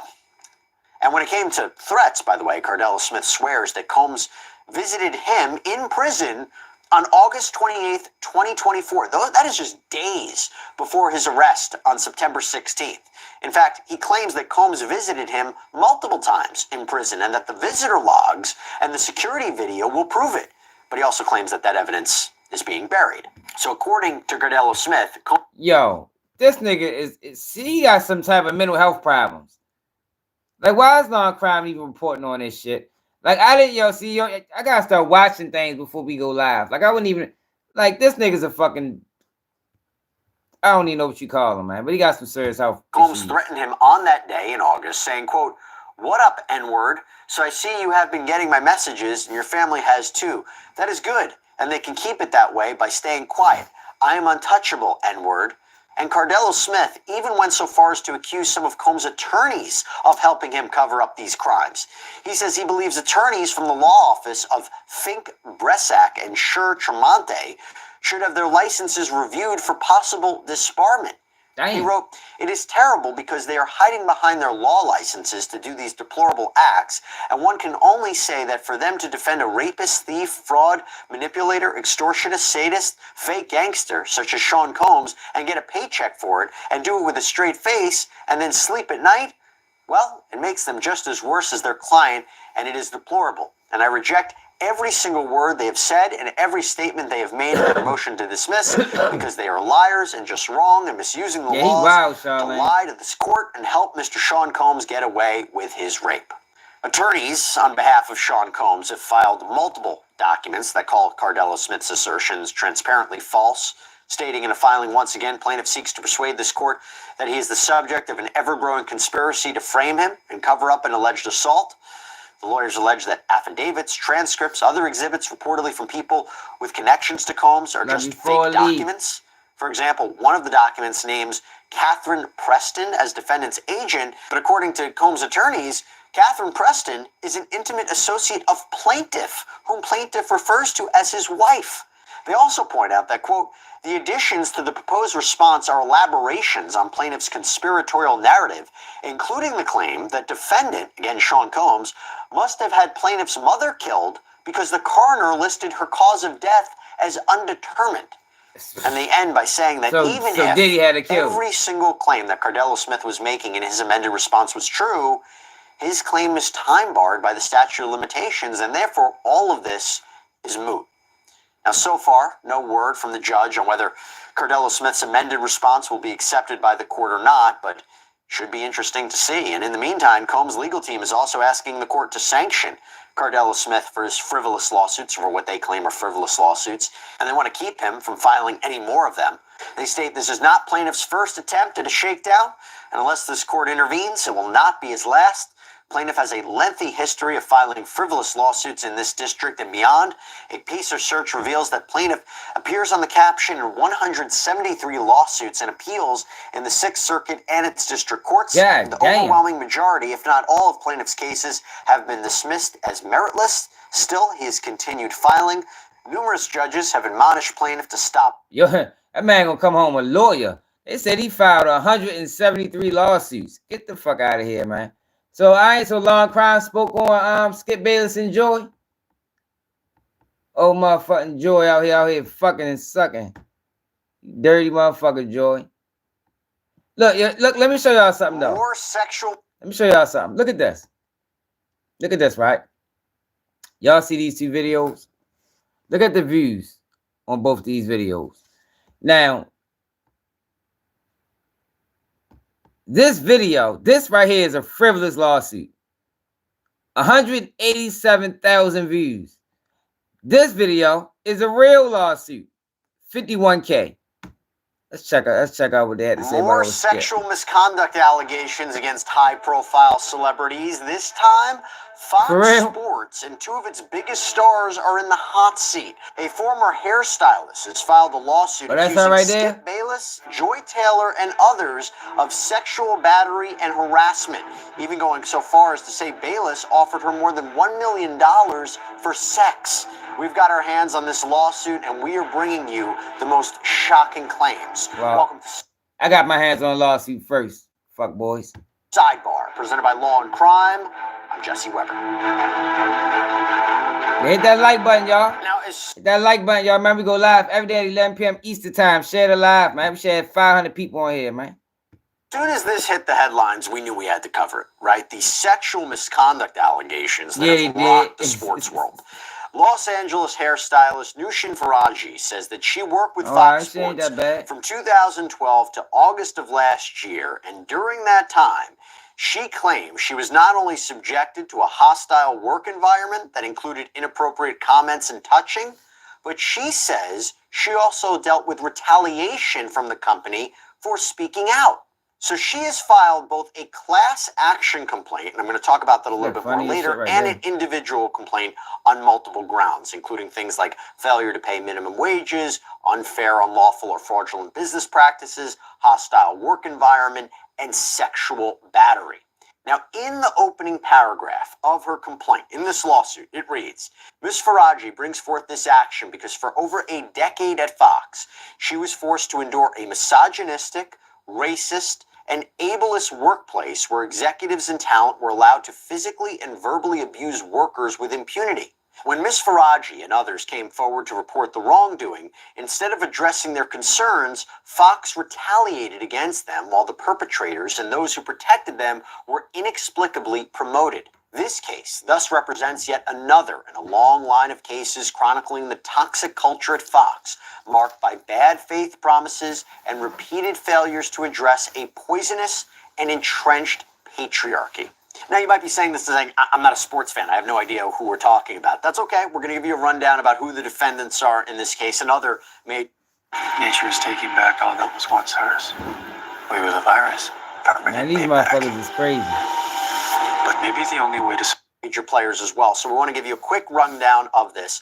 We're going to first dive into what Faraji accuses them of. So Faraji is suing Fox Corporation, Fox Sports, Fox Sports 1 and 2, often known as FS1 and FS2, and Fox Sports Production. And as well, she's the biggest sports news, but also glamour shots, videos where she gives advice about relationships or comments on current Joy events. out here freaking now, off. Faraji says as Taylor continued to move from show to show, she had requested Faraji to continue to be her stylist. Now, the lawsuit notes that there are two other people here. There's Mark Silverman, president and COO of Fox Sports, and Eric Shanks, CEO and executive producer of Fox Sports.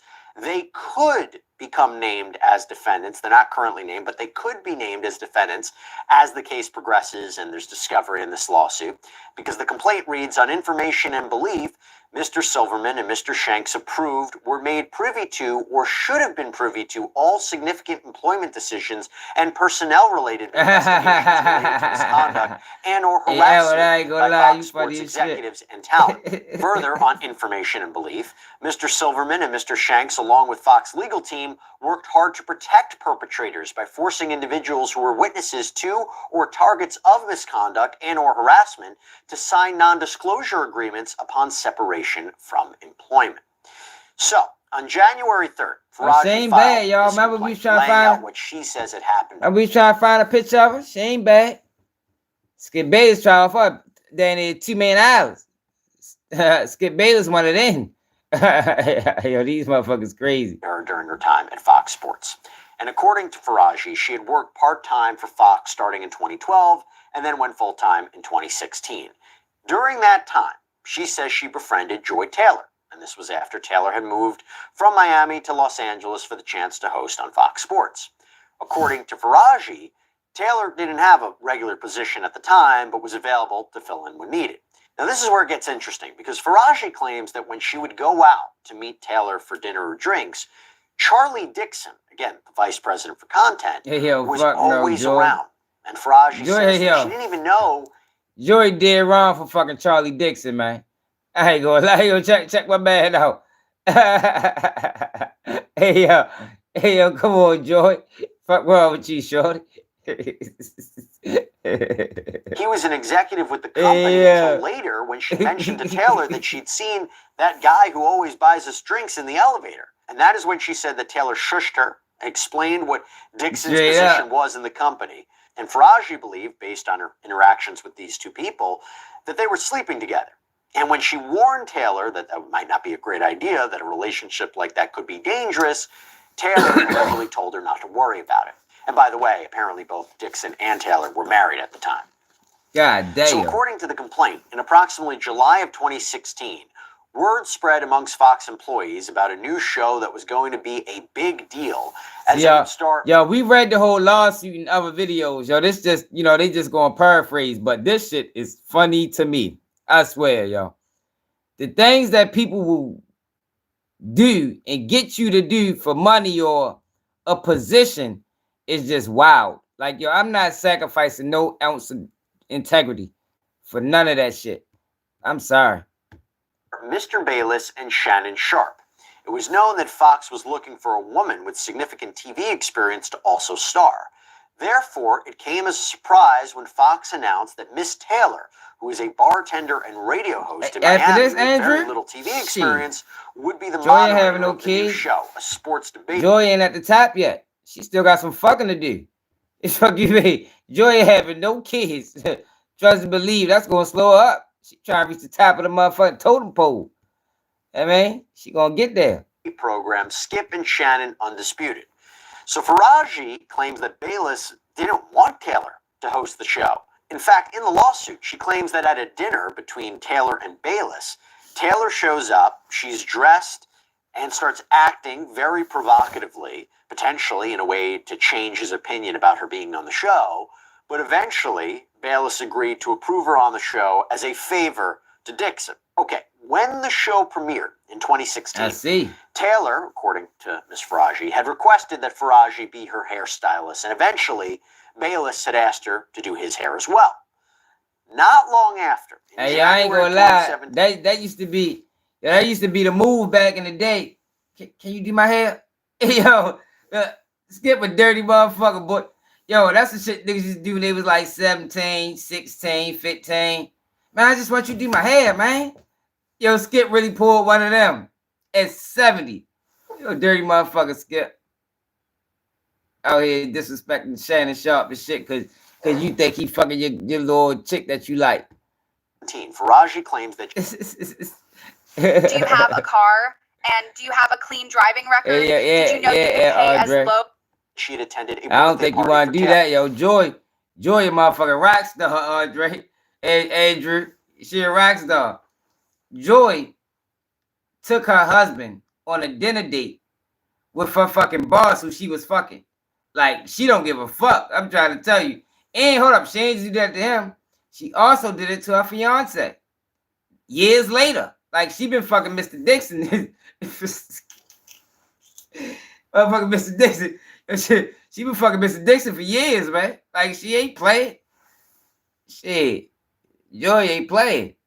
She motherfucking shocked. When she goes to this birthday party, she says that Dixon was there, and he was drinking quite heavily. The complaint reads, as Miss Faraji was standing near the bar facing the crowd, Mr. Dixon approached her. He asked the bartender for a drink and then placed his arm on Miss Faraji's lower back. He asked how she was doing, if she was having fun, and if she wanted a tequila shot. Miss Faraji felt very uncomfortable by his unsolicited touching and responded, no thank you. Mr. Dixon then moved his hand lower and started rubbing her body and grabbing her buttocks. Miss Faraji was mortified, but quickly thought to fake an incoming call to escape from the situation. The complaint goes on to say Miss Faraji did not know who to turn to, but as she knew Miss Taylor was sleeping with Mr. Dixon, she turned to her. Surprisingly, Miss Taylor responded to get over it and explained that she herself only had her job because of Mr. Dixon and that Miss Faraji only had her job because Miss Taylor requested her. She warned that Mr. Dixon could take both away. The complaint goes on. Miss Faraji was terrified and then turned to her co-worker, Anonymous, to discuss the situation. Anonymous responded that Mr. Dixon was disgusting, that the entire situation was sick, that it wasn't shocking given Fox's culture, and that Miss Faraji should remain quiet if she wanted to keep her job. As a single mother who needed the job to support her son, Miss Faraji had no choice but to remain silent. So, by the way, that is one of the reasons why you might be saying, well, if all this happened, why didn't you file a lawsuit sooner? And we'll get into more of the allegations, but this is a reason. She needed the job.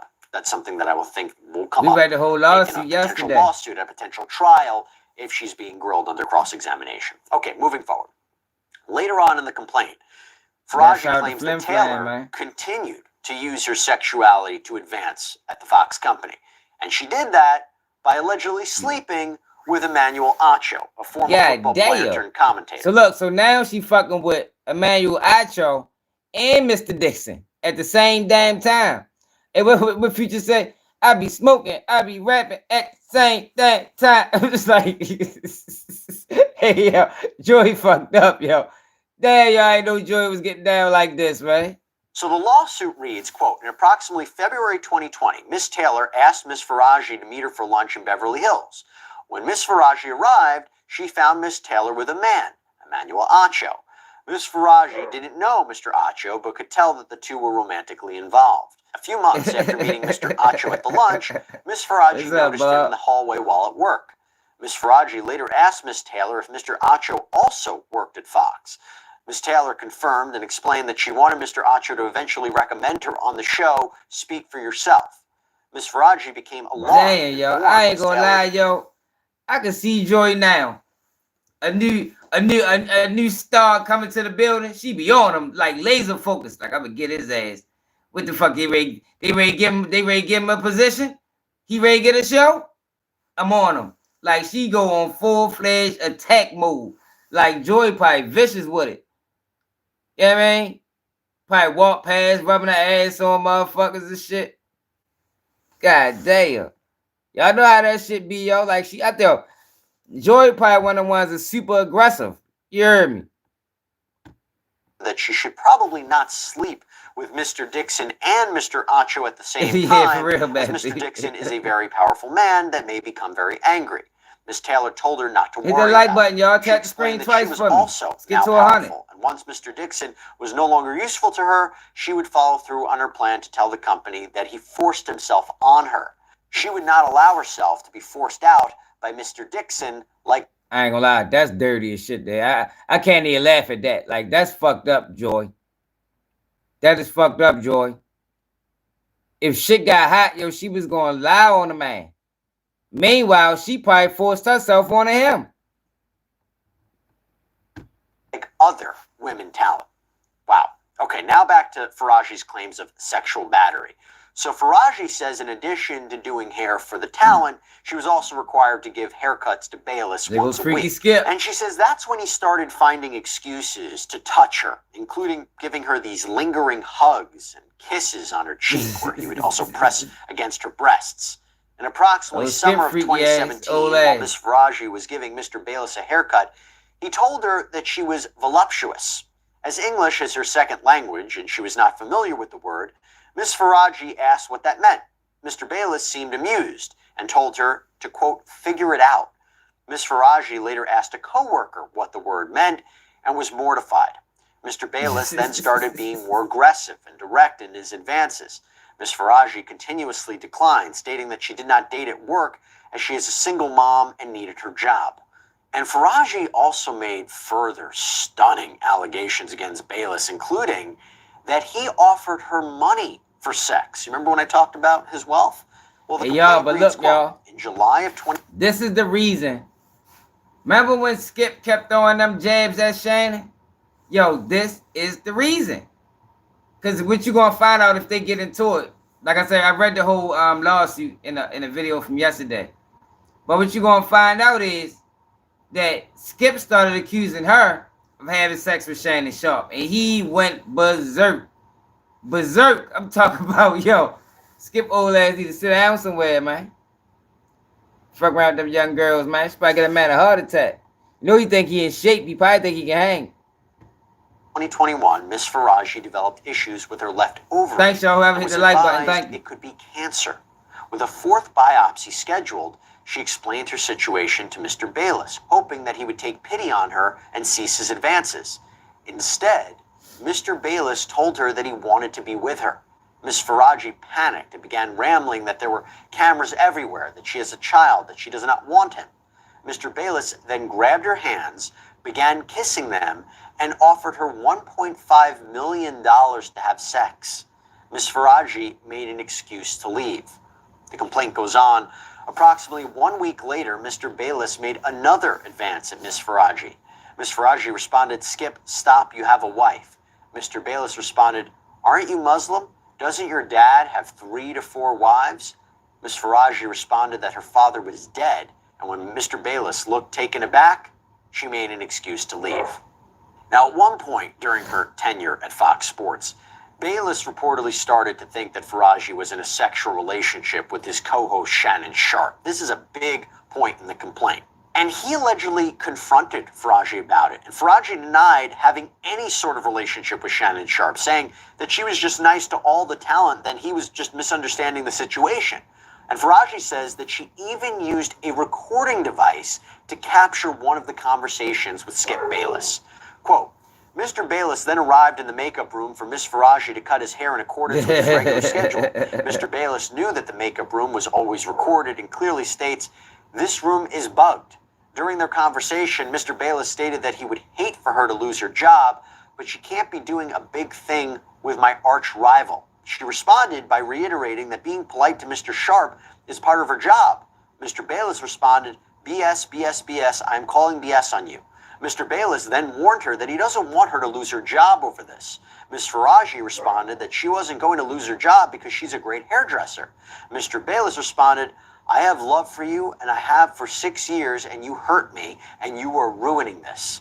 Ms. Faraji again responded that she must be polite to all talent. Mr. Bayless then implied that if he stopped requesting her, it would affect her job.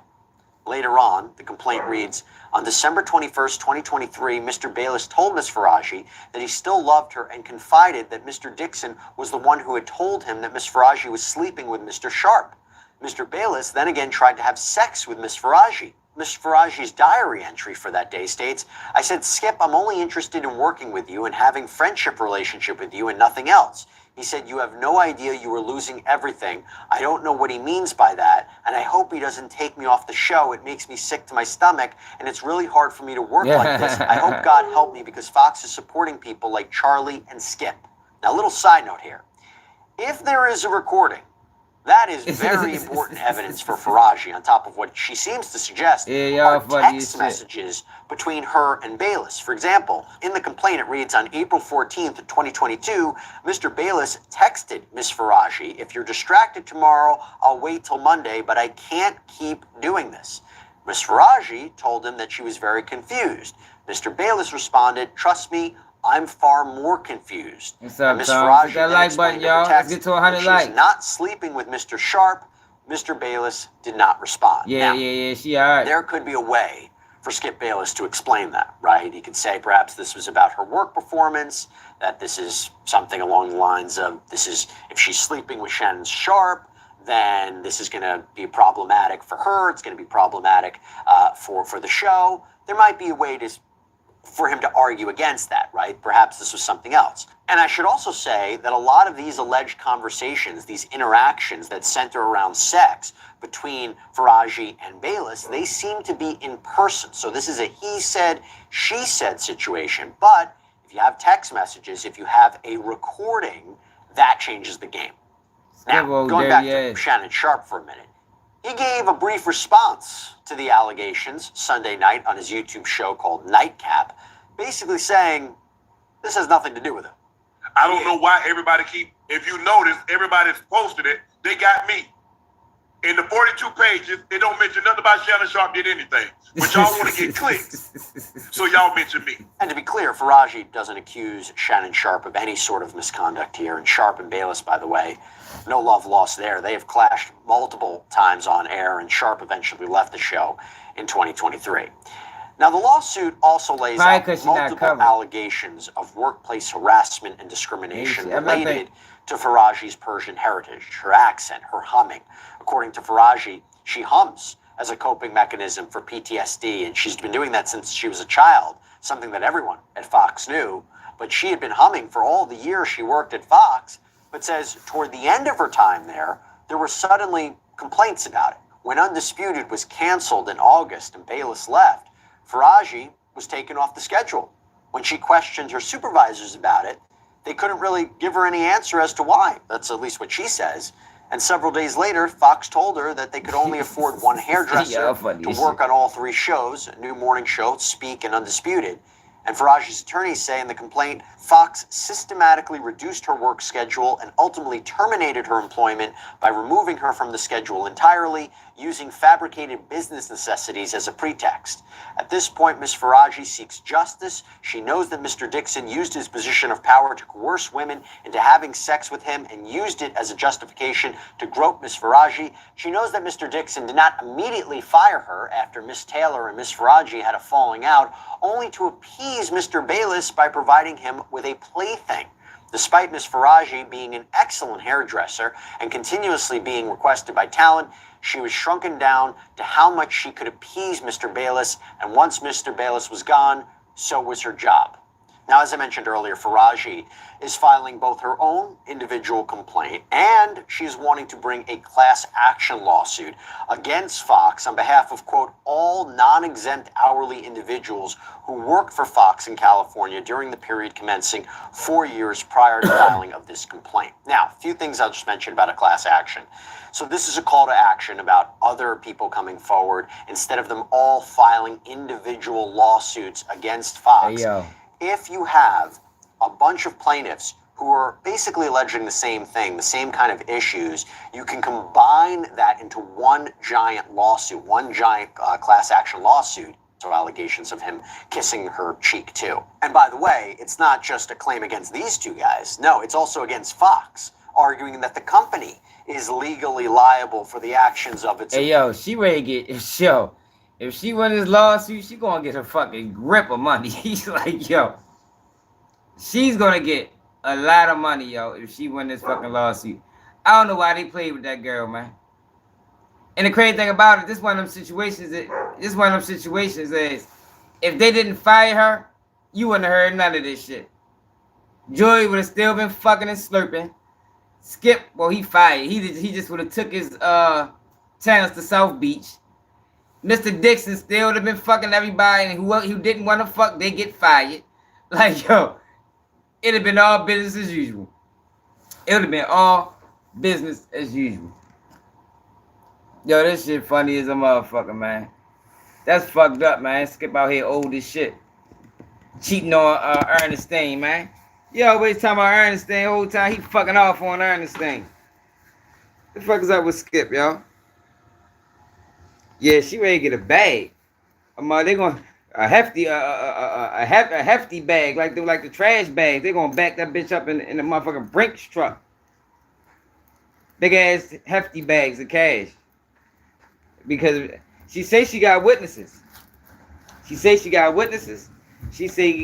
evidence. She say she got a case. I ain't gonna lie. That shit crazy, yo. Like, you never know what the fuck be going on behind closed doors, man. I was wondering why Joy was on all these shows. I'm starting to question what's up with what's it called? Miley Curran, man. What's the other girl name? Used to be on First Take First. What's the brown skin girl name, y'all? They used to be on First Take. The brown skin one, y'all. The first girl that was on First Take. She done moved all over the place now. No, not Miley. No, not Miley. When Skip was on First Take, when they was skipping Stephen A. Smith. The dark skinned girl. She be doing basketball and shit now. Y'all don't remember her? No, not Malik. Yeah, Champion. Kari Champion. I wonder what the fuck she doing. She got me looking at her crazy. Because she all over the place. Yeah. She all over the place. Yo, because that gotta be business as usual, y'all. You know what I mean? That shit ain't just going on at Fox. That shit going on at ESPN. That shit going on at every single one of them motherfucking corporations. It's fucked up, yo. You can't even depend on your talent to rise up. Damn, she done made it to CNN now? Shit. So you know she getting busy. She done went from ESPN to CNN, even though I think they owned by the same people. But you know she getting busy. They owned by the same people. See, that's the thing, y'all. A lot of them companies be owned by the same people. So you'll see a motherfucker all over the place, not knowing.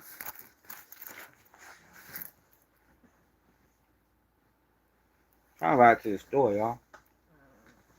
That's my fucking keys. That was crazy.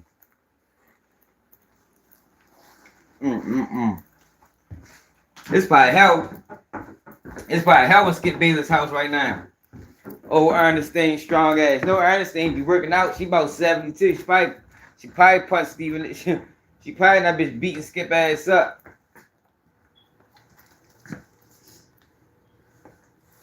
They Ernestine like a workout warrior or something. No, she a black woman. They don't say that shit. By that fucking Skip old ass up. Ernestine, I didn't do it. Ernestine, she's lying. She's lying on me.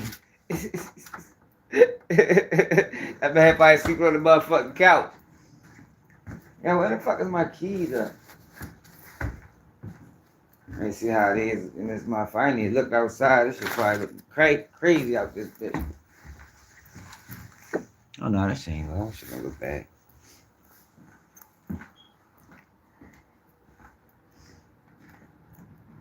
Damn, y'all. That's a toxic workplace environment though, for real. Like, yo, she gonna get a nice bag.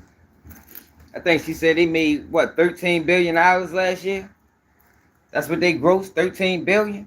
Oh yeah, she gonna get a piece, a nice piece, a nice piece. They should have never played with them people. See, that's why, yo, That's why that quid pro quo shit serious like that, girl, because you can't play with me. Once I got so much dirt on a motherfucker, you can't play with me no more. I flipped the whole table over. You heard me? And that's what she did. She flipped the whole table over. Like, all right, you want to play? Okay, we're gonna play. You must forgot I know about this, that, and the third. See, that's why they be saying in certain industries they gotta get dirt on you. You know, that shit like, you know, we gotta have dirt on each other that way. You can never play dirty with me. Cause just like you can expose me, I can expose you. See, yo, but I told y'all, you know, people like to get the streets a hard time. Look at this shit. It ain't that bad out here. People like to get the streets a hard time. But high level business, man, high level business get dirty. Man, motherfuckers talking about the streets. Fuck the streets. Shit, it's cold shit. Yeah, I might need service when I get to this little back road.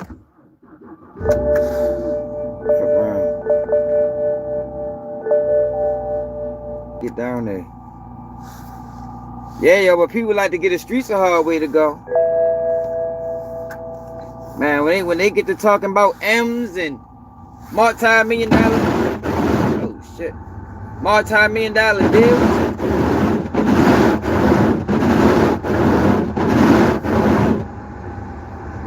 Man, that shit get crazy.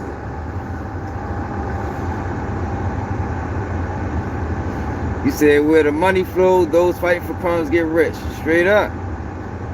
The whole place shit is real. Y'all funny as shit, yo. It's called the Diddy economy. Yeah, y'all funny as shit. Nigga said it's called the Diddy economy.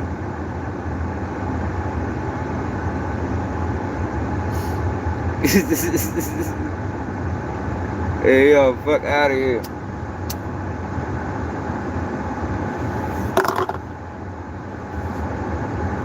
Damn, yo. I think we witnessing we witnessing the fall of Skip Bayless, man. This is the fall of Skip Bayless. You gotta think he got fired from Fox. His YouTube channel was struggling. The motherfucker don't get no views. Shannon then fucking rose way past him. And now you got these wild allegations coming out. And he out here 70-something years old trying to fuck the hairstylist. Damn, Skip. They done took my man Skip down, man. Took old Skip down. Here the good run. Yo, cause you know stuff like this. You know when stuff like this happen, right? Other victims that got fired and shit, that's when they start coming out the woodworks. Like, yo, this shit fuck around get bad for a lot of people. A lot of people that been moving like that, this shit fuck around get bad, man.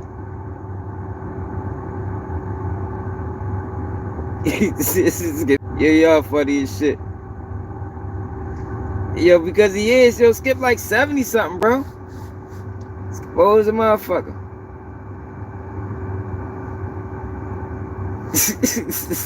Hey, yo, I ain't gonna lie, this might be the end of Skip.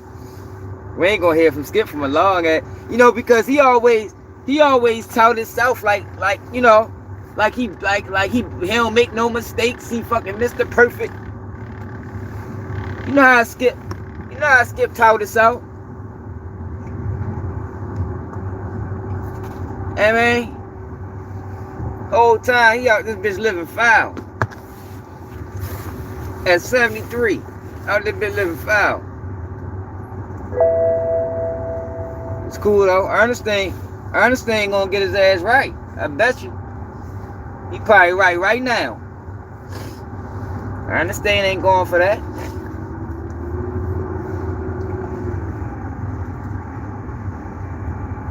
But y'all, I think in the next coming weeks, if they don't start like paying people off on the low, it's gonna be a whole bunch of little lawsuits and shit.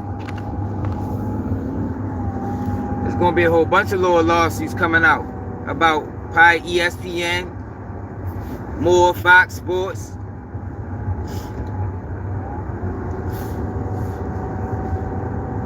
Yeah, I ain't even get the ice off my window. I can't even see through this bitch. Look at this shit. Jesus Christ.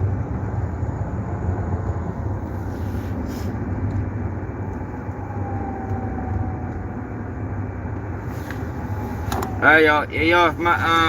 If my service go out, I'm coming right back. But for some reason, every time I get down here, my lives go out.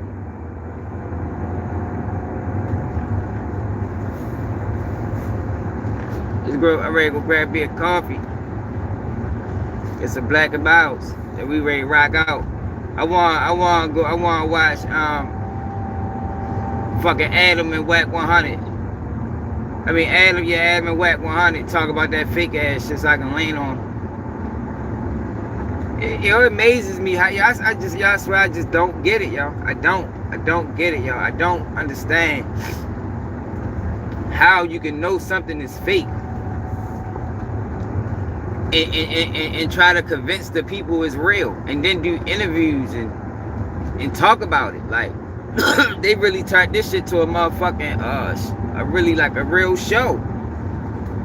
Like they done turned the internet into a fucking into a play. It turned it into a play for real. That's what they did.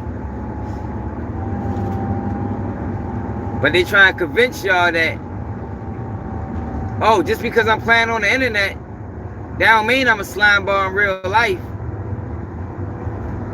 Just because I get on this bitch and lie to y'all, that don't mean I'm a liar for real.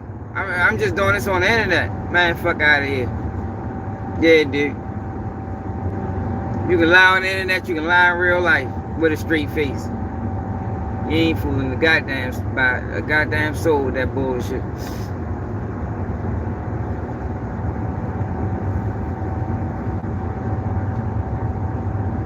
Dirty motherfucker.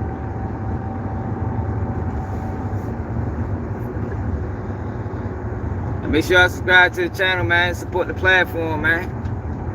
My man, Elba got the cash app at the bottom. Support the movement, man. Keeping it all the way real. We ain't pushing no fuck shit. Everything we say authentic.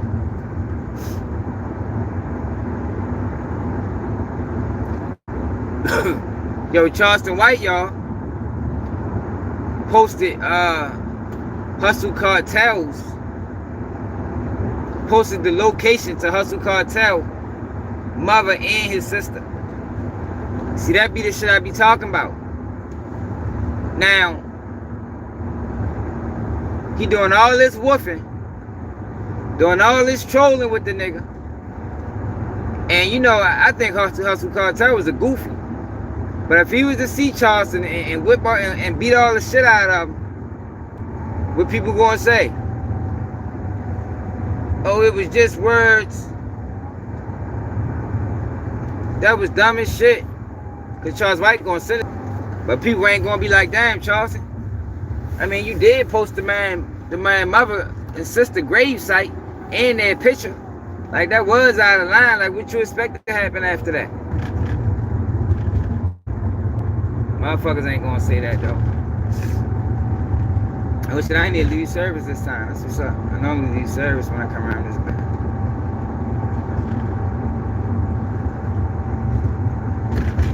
Yeah, yo, I'm sure when I get back to the crib. Nigga, but I don't know though, yo, because I couldn't find it. So, matter of fact, I ain't showing y'all that. Because I don't even know if that shit real or not. Because I checked on all social medias. And I don't see where that post exists at. That shit could be coming from a fake Charleston White page. Y'all know these niggas don't care. For views and shit, they know a page fake. Remember the nigga, the hood educated dude did that shit with with OTF Jam.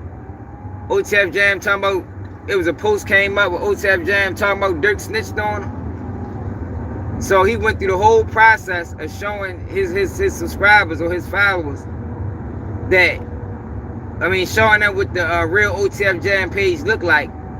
But then he posted a post from the fake page. Like, that was intentional, man. Man, shoot the Jordan Guffin for the $20 super sticker. Appreciate it, bro. Yo, but yo, try to do, yo, if you want to support the platform, yo, Cash App, yo, because YouTube takes half of the super chats. Like, I don't even be knowing if I be getting them all the time, for real. Like, it'd be a little wild. But shit, appreciate the support, player. Make sure you subscribe to the channel. I ain't never seen before, but appreciate it. Yeah, but man, he did that. That was egregious, yo. I'm like, damn, yo, my thing is, right, I'm not trying to mislead nobody. You feel me? I'm not trying to mislead. I'm not trying to put out no false narratives. Now, what I do, and I will admit, is, you know, some of that shit I be saying be skeptical. So I tell you, like, yo, this is what it looked like to me. Like, it looks like to me, motherfuckers is working. A lot of these niggas. Look like a lot of these people got corporations behind them. I mean, like, they not really organic like that. Like they say they is.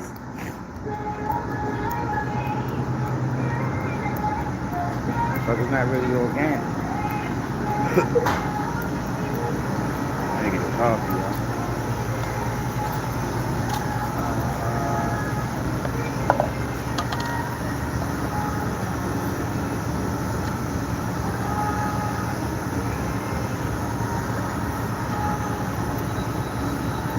I'm in PA, y'all. It's snowing a little bit. It ain't like it is in Baltimore. Yeah, Porter, it be dirty work what's going on. Did y'all see that somebody made a whole CD of Dirk telling on himself? An AI CD? Oh, I said CD, an AI mixtape, and posted it to his page. Like, yo, people out here, I think the feds is doing that with Dirk. It been a lot of yeah, hell yeah, man. It been a lot of Lord Dirk misinformation coming out. I think that's the feds. Doing that. For real. Playing misinformation games.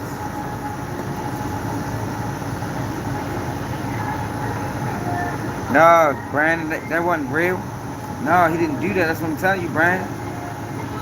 Dirk ain't dropped that. Somebody else is doing that.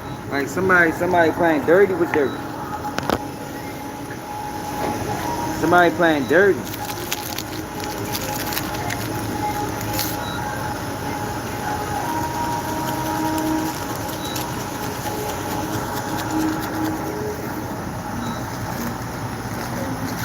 Yeah, bro, but it's not him. I'm telling you. They posted it to his page. Like, I don't know. So I don't know how they doing it. They hacking his page or something. I don't know how they doing it. But it ain't Dirk. Is these the little straws right here? Yeah.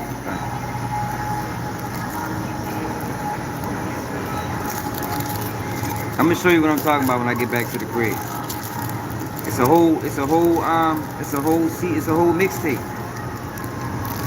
What about the guy who died last year? What you think of him? Who you talking about? Ace? Then I'm saying content creators. Trying to put more cases on them.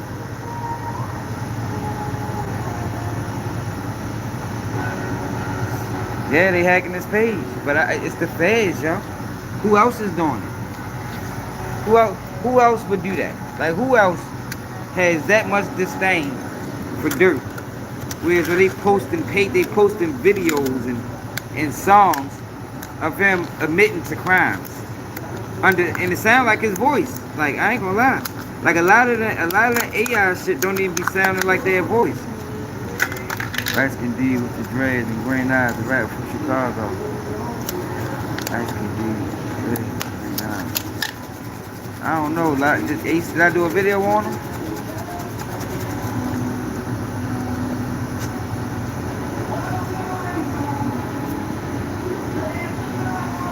What jail song?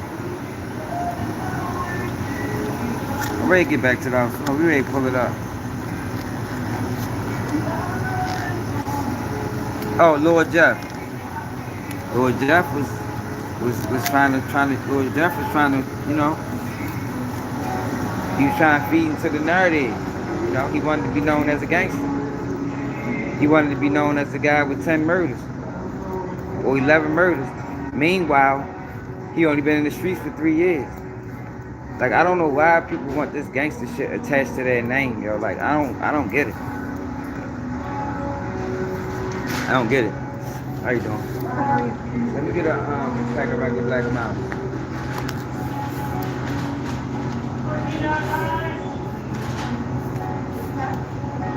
No, plastic. Plastic.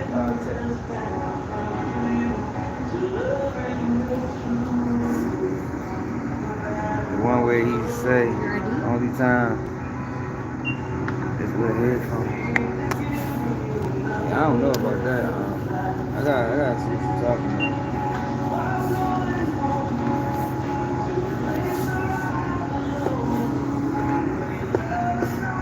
Yo, you know, it's on. They only using what happened? This one.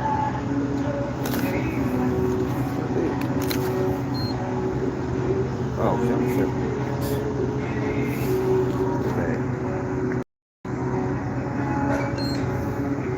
You hear about Big CC on some? No, but I wouldn't be surprised. I wouldn't be surprised. Like, look what he involved in. Like, he getting paid to lie on people. Like, that's why I always be stressing character, yo. Like, character is everything, man. Like, when you see people on here lying for views and like, man, ain't nothing out of the equation. I believe everything they say about his motherfucking name. You lying for views. You putting charges on people. Like, you doing mad, weird ass shit. So, I wouldn't be surprised. I wouldn't be surprised if he a snitch. I wouldn't be surprised if he was a boy lover. I wouldn't be surprised about nothing that come out about him. It's character flaw. Character flaw. Yeah. It's called yeah, boy, it's called Free Me.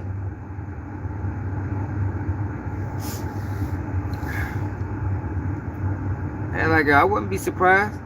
Keep it G meter. What type of stealing that shit?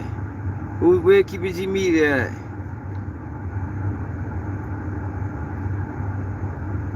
All right. Sleep to Keep it G media, man. Straight up, man. Let's see my man Keep it G media on a motherfucking come up. Straight up. Y'all funny as shit. Oh, all right.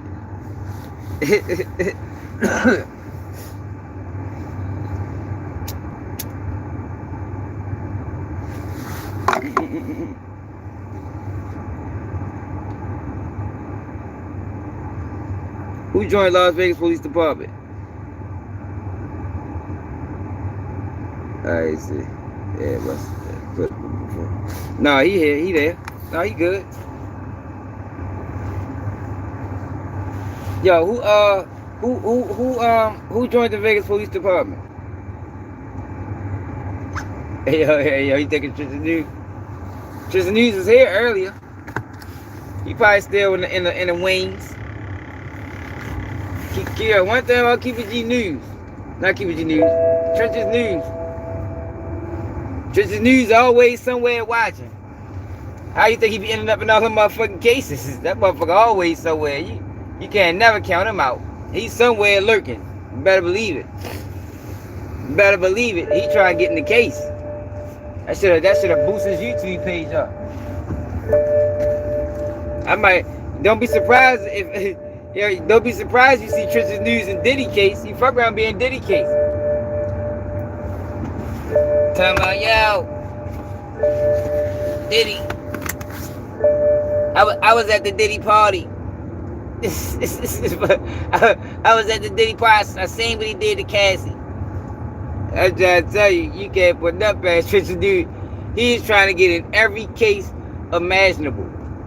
Like, for real. Don't put nothing past him. Don't put nothing past him. Said he was his son. What? I told yo, big homie CC work for an agency.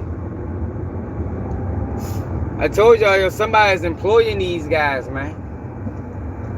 That's why it's so hard to fight against them. Cause they got corporate dollars behind them. It's somebody yo paying these fuck boys and pushing them at the top of the algorithm.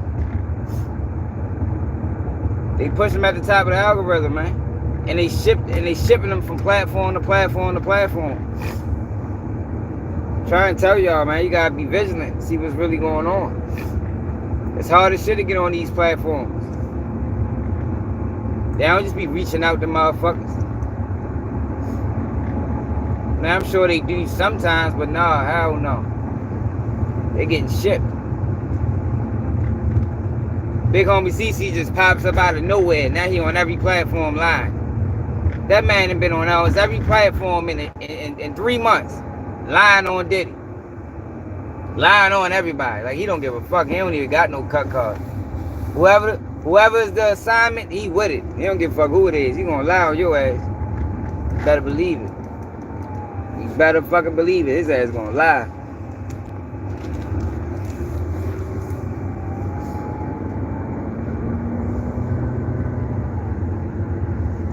From out DC, I don't know, sleep the big fly.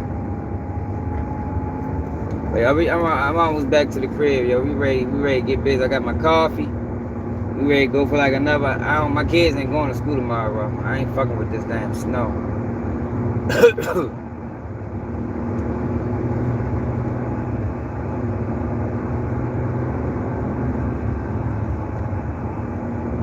We rocking out tonight. Rocking out tonight. Yo, we got a show. I'm telling you, yo, by the end of this year, yo, we gotta be at at least 70,000 subscribers, yo. It's gonna be hard, yo. You know, YouTube be playing without numbers, but we can do it. We got enough people to do it. If everybody get one person to subscribe, we be at motherfucking 40,000 tomorrow. Like, we got enough people to do it. We just gotta get it done. And you know, behind me, man. I hate big cars behind me, man. You know, we fighting against the system. Like, really, not on no Hassan Campbell shit. Like, we really fighting against the system.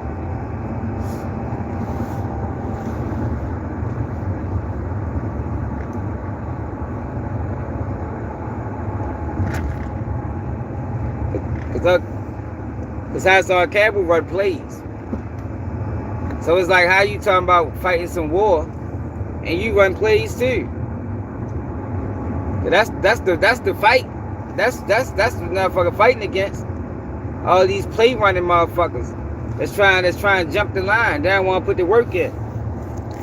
We just seen a motherfucker fake shoot himself for views yesterday or the day before. Nigga pulled a gun in his pocket intentionally. That man ain't had no reason to put his hand in his pocket. Your reason to put his hand in his pocket and pull the trigger. Like, what the fuck was like? Come on, bro. Like, damn, you niggas is ill. I don't believe in none of that, yo. I believe in, yo, you put in the work, you get the results. Rather it take a year, 3 years, 5 years, you're gonna appreciate it much more when you get there. Because you know you ain't cheat. You ain't cut no corners. You ain't spray paint your fucking OTF chain.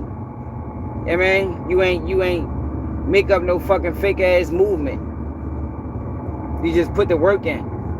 You'll appreciate it much more, man. It's similar to what they say about money that you get from selling drugs versus money that you get from working. You know, people is more likely to spend drug money because it comes faster versus money that you work for. You know, you're gonna value it more because you put work in for that. You ain't ready to just go blow that in no motherfucking casino. Yeah, man. You work 2 weeks for that shit. Versus money you got out the streets. That shit be coming so fast sometimes. I remember making $700-800 a day. Profit. I might take that 700 and go straight to the mall with it. You know what I mean? No regard for you know, the spending.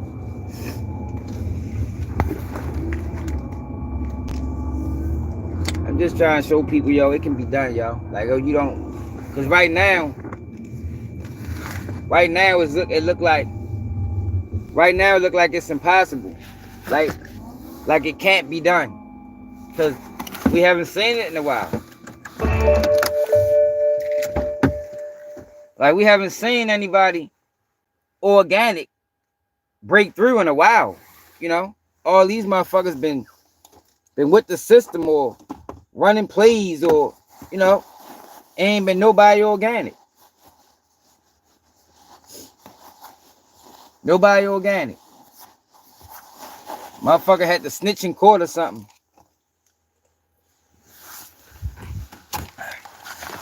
So I'm just trying to show people it's still hope, man. You can put the work in and you can get what everybody else is getting. And it's gonna last longer because you ain't being a character, you being yourself. Like, they giving us characters and shit. Yeah.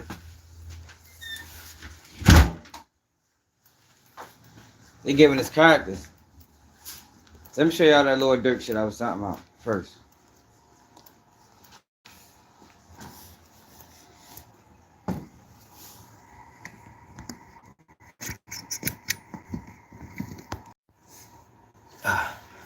My bad, y'all be back.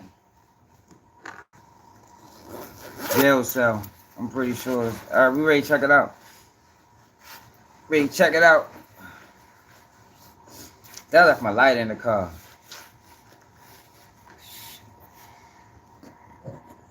It's called jail cell.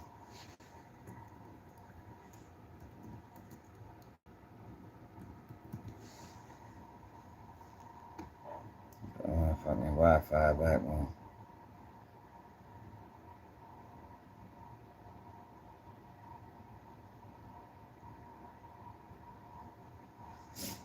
Alright. Lord Dirk, jail cell. Lord Dirk, jail cell.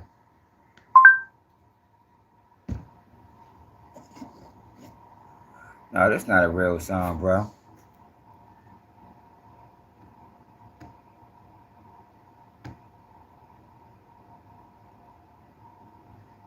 It's not even Dirk real page.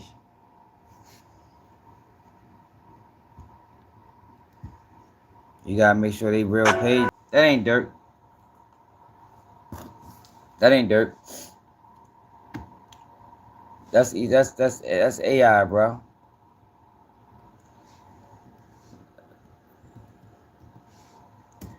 I think the feds doing that shit to Dirk. That shit, the other song, that shit on YouTube Music.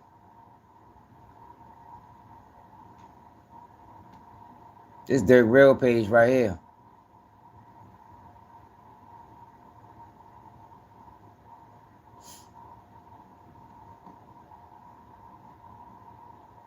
Releases.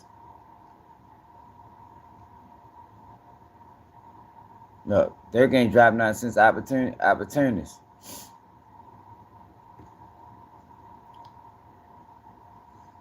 Opportunist.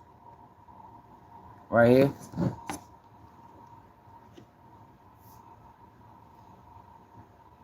That's Dirk's last song right there.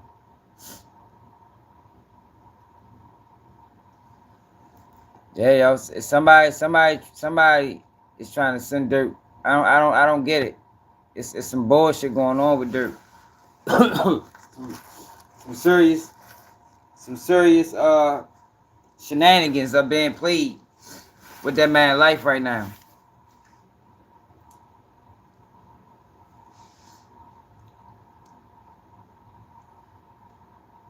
Some serious shenanigans being played with that man's life. It's fucked up that people doing it. I think it's the feds. Cause I don't think their case is strong as they would like it to be. So they putting out all these songs hoping they can, get some bloggers talking. I mean, they watch the bloggers. They want to get some bloggers to report on it. Maybe they can dive a little bit deeper. Like I seen somebody did a video earlier trying to convict the man of another murder. I say, man, these people don't got no filter. Now, but look at this motherfucker. Adam gets mad at Wack. Like they sit here really running the whole play. And doing an interview about it. Like I hate these niggas. I don't like nothing about them. I don't like their kids. I don't like their parents. I don't like nothing about them. Out here running fake plays and stunts.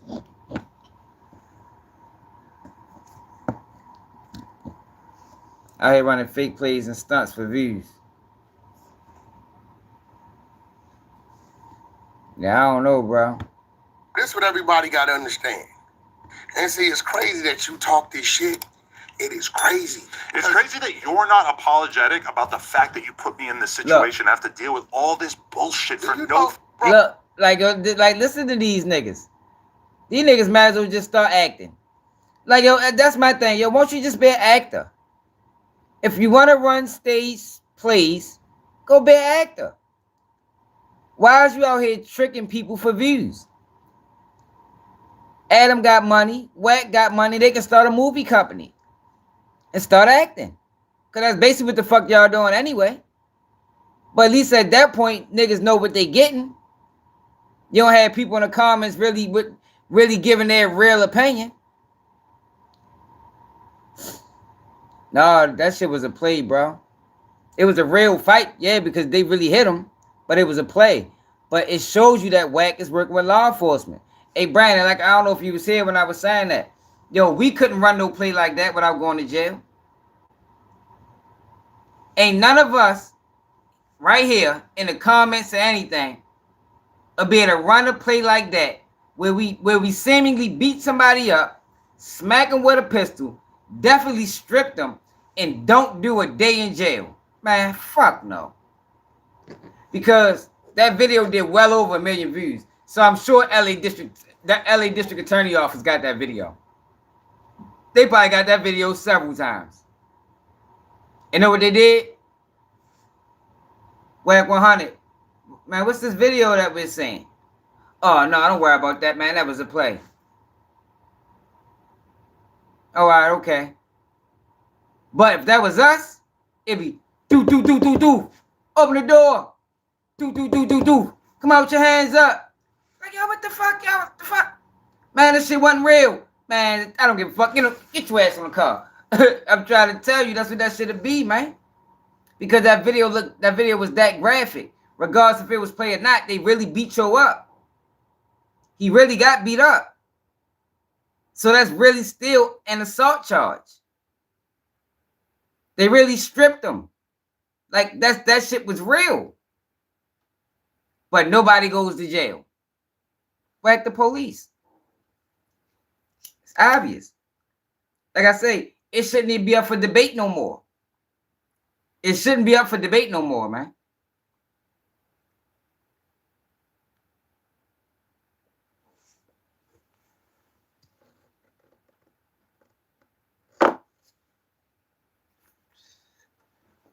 Hey, Porter, you ain't see it? Let me show you the video. I got the video. It's edited because that's the only way I can show it to you. It's that graphic. You can't even show it on YouTube without getting a strike. That's how graphic the bitch is. You play that bitch on YouTube, you're still gonna strike your shit. Now I downloaded it, so I got an edited version, and I'm a narrate it for the people that didn't see it. I'm a narrate it. I'm tell you exactly what's going on when it's happening. All right. So this is Wack 100 right here. Now I don't want to move it closer because you can see it better on the sides. But this Wack 100 right here, loose cannon right there. Watch this.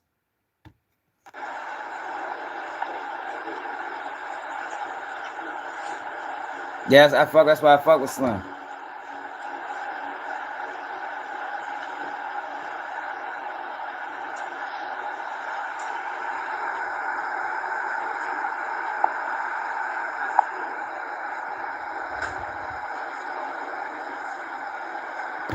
Look, you know it's staged because why? Look, he just popped them.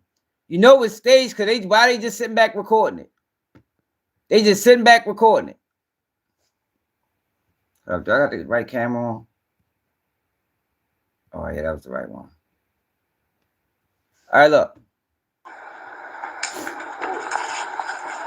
Popped him. He falls. Now he beating on him. He beating on him. Look.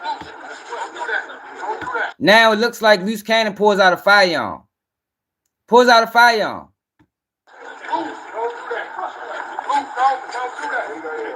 He's still beating him up. Now he getting beat up in the corner.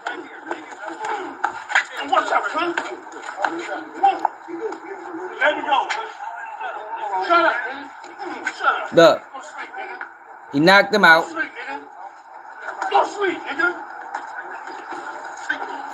Loose over there beating him up.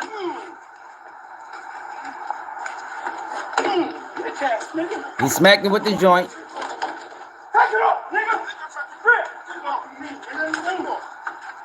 Look, now he's stripping him.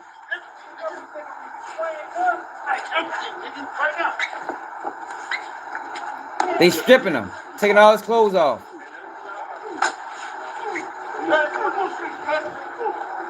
Look.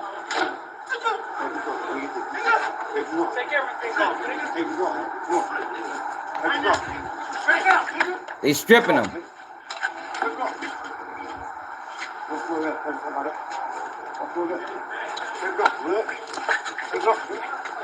This Wack 100 and this loose cannon running a play where he staged the fight for views. But they're doing interviews like the fight was real.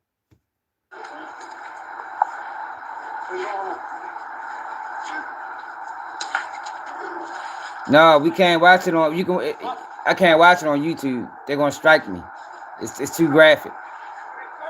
Motherfucker got stripped naked. Where the car at? Look. He walking. He can't. He's stumbling. He fucked up. Look, he's stumbling. That's him right there.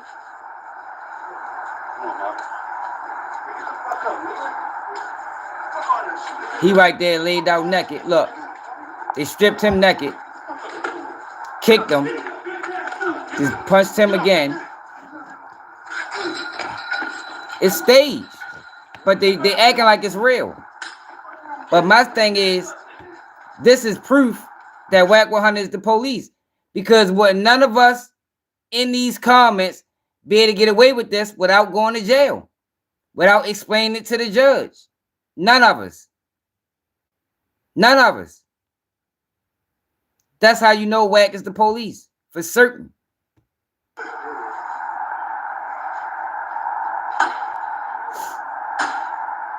Spit on him.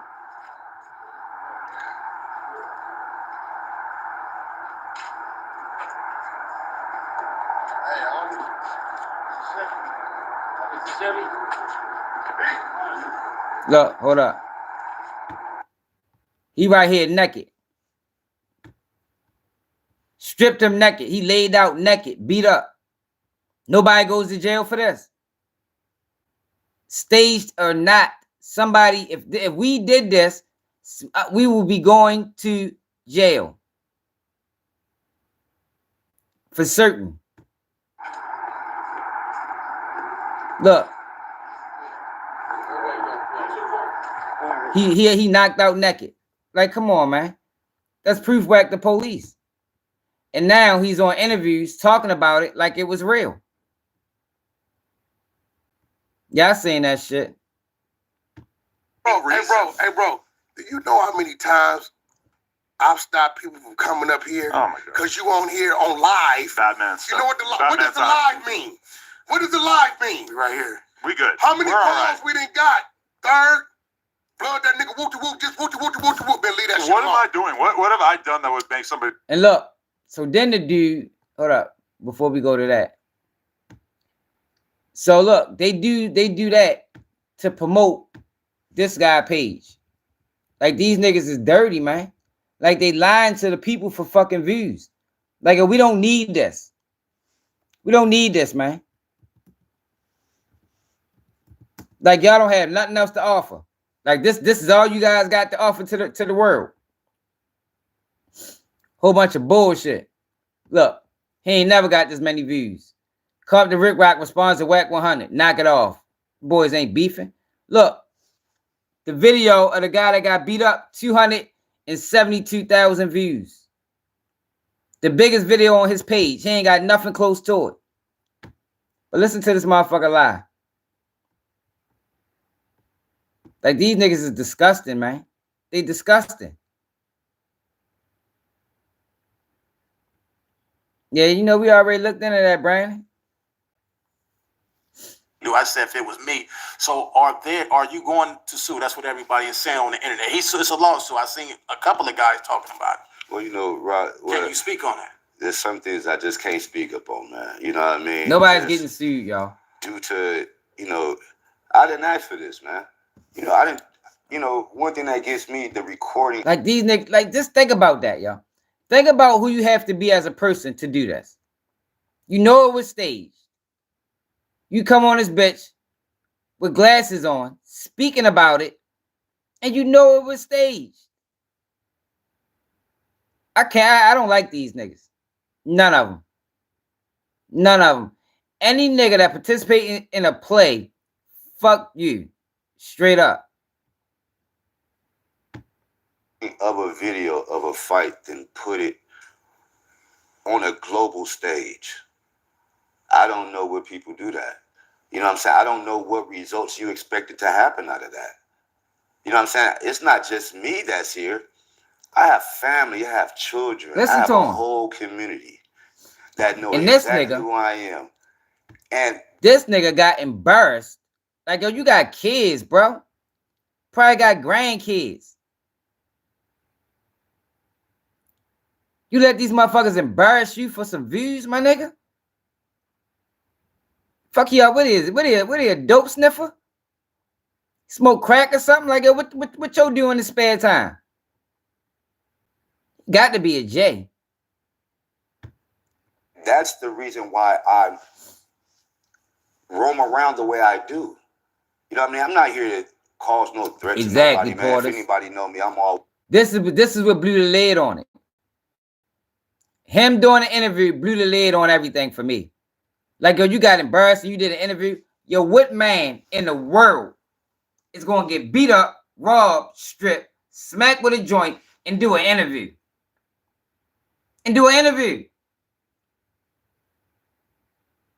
Like, come on now. But the problem is, yo, they think we fucking stupid. And that's the mentality. The mentality, y'all, we are stupid.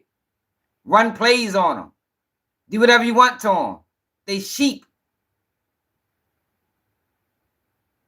That's what I be saying, yo. Like, yo, these niggas, they look at the rest of the community as sheep. But the problem is, this shit wouldn't fly in no other community. It wouldn't allow it. But when it comes down to the black community, They'll burn our shit down with all bullshit, all nonsense, no information, nothing real, nothing authentic, straight fuckery. Straight fuckery.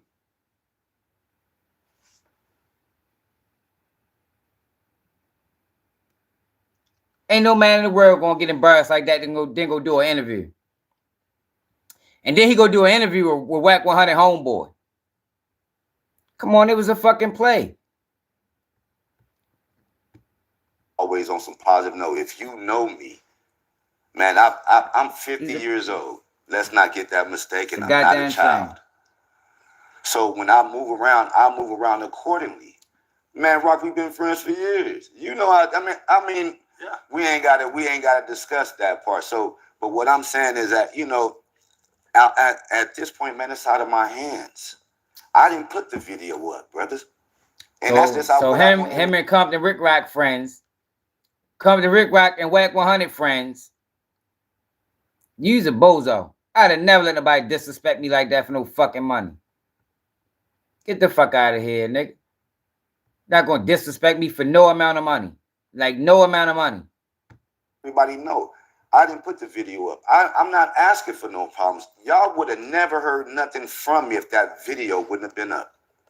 So basically the video is what you have a problem with. If they wouldn't have put the video. And this bitch ass nigga really interviewing him like he don't know the shit fake. Like I just want people to put themselves in the mind frame of these people. So you can really see how egregious it is. What person does this? These are all sellout Negroes.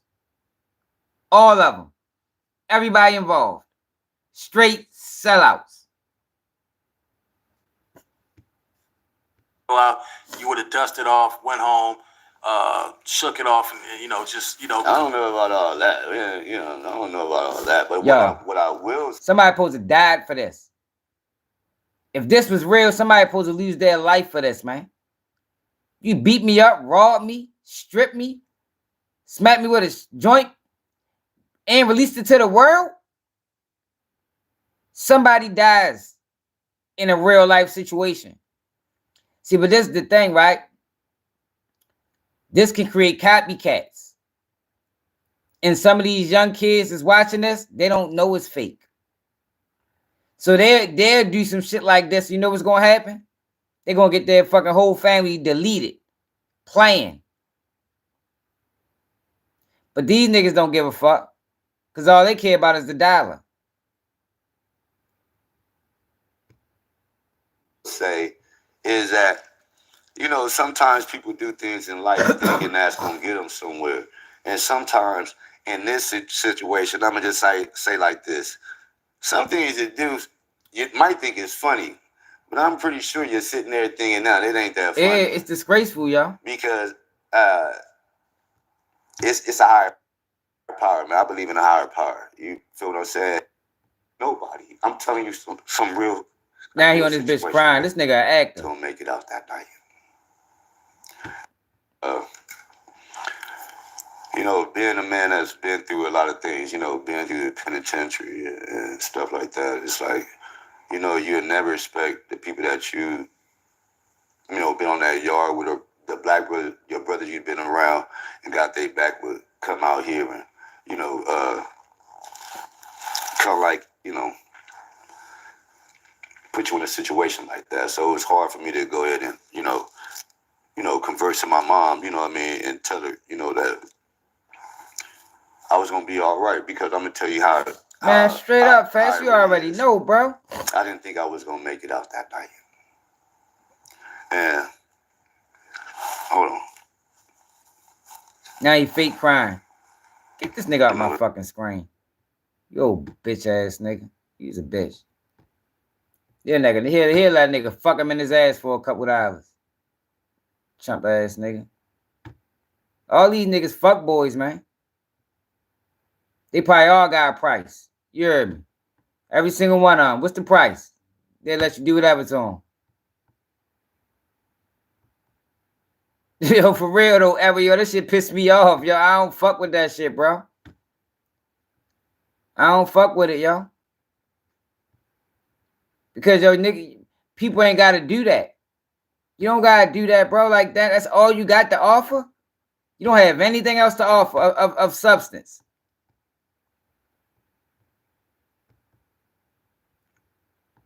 Oh, chop ass niggas. Probably let a nigga spit in his mouth. This fucking these niggas wild, bro. I hate these niggas, yo.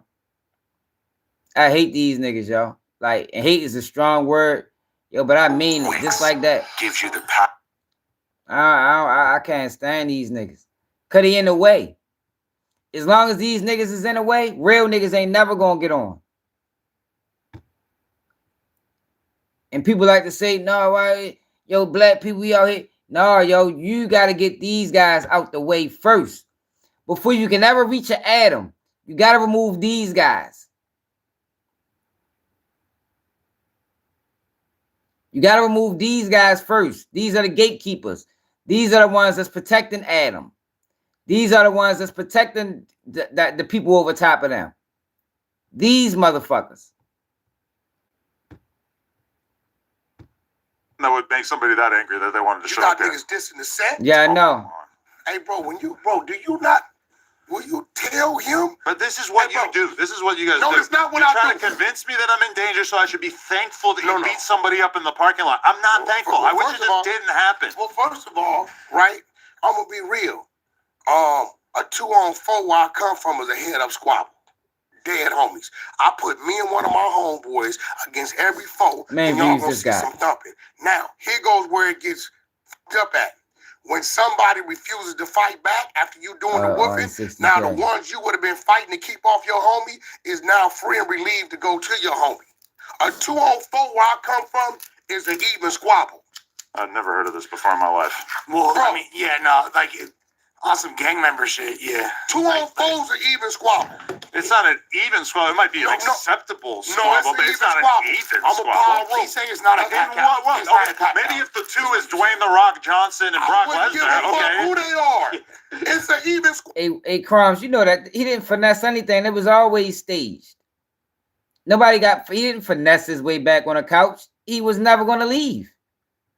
It was always staged. Squabble. We're not looking at this as it's that great of a threat. I'm just being real. It wasn't a threat at all. They had no guns. Hey, bro, listen, we don't know what the fuck about. Okay, but I feel like an overt amount of violence was perpetrated before that was even established. Well, you know, at some point you just don't have to strip them naked, right? It was a little over the top, and it puts me in a very weird position. Well, I mean, it's kind of crazy. You're talking about people getting naked in a weird position. Consensually. Unconsensually. No, sometimes you mention shit that we don't want to talk about.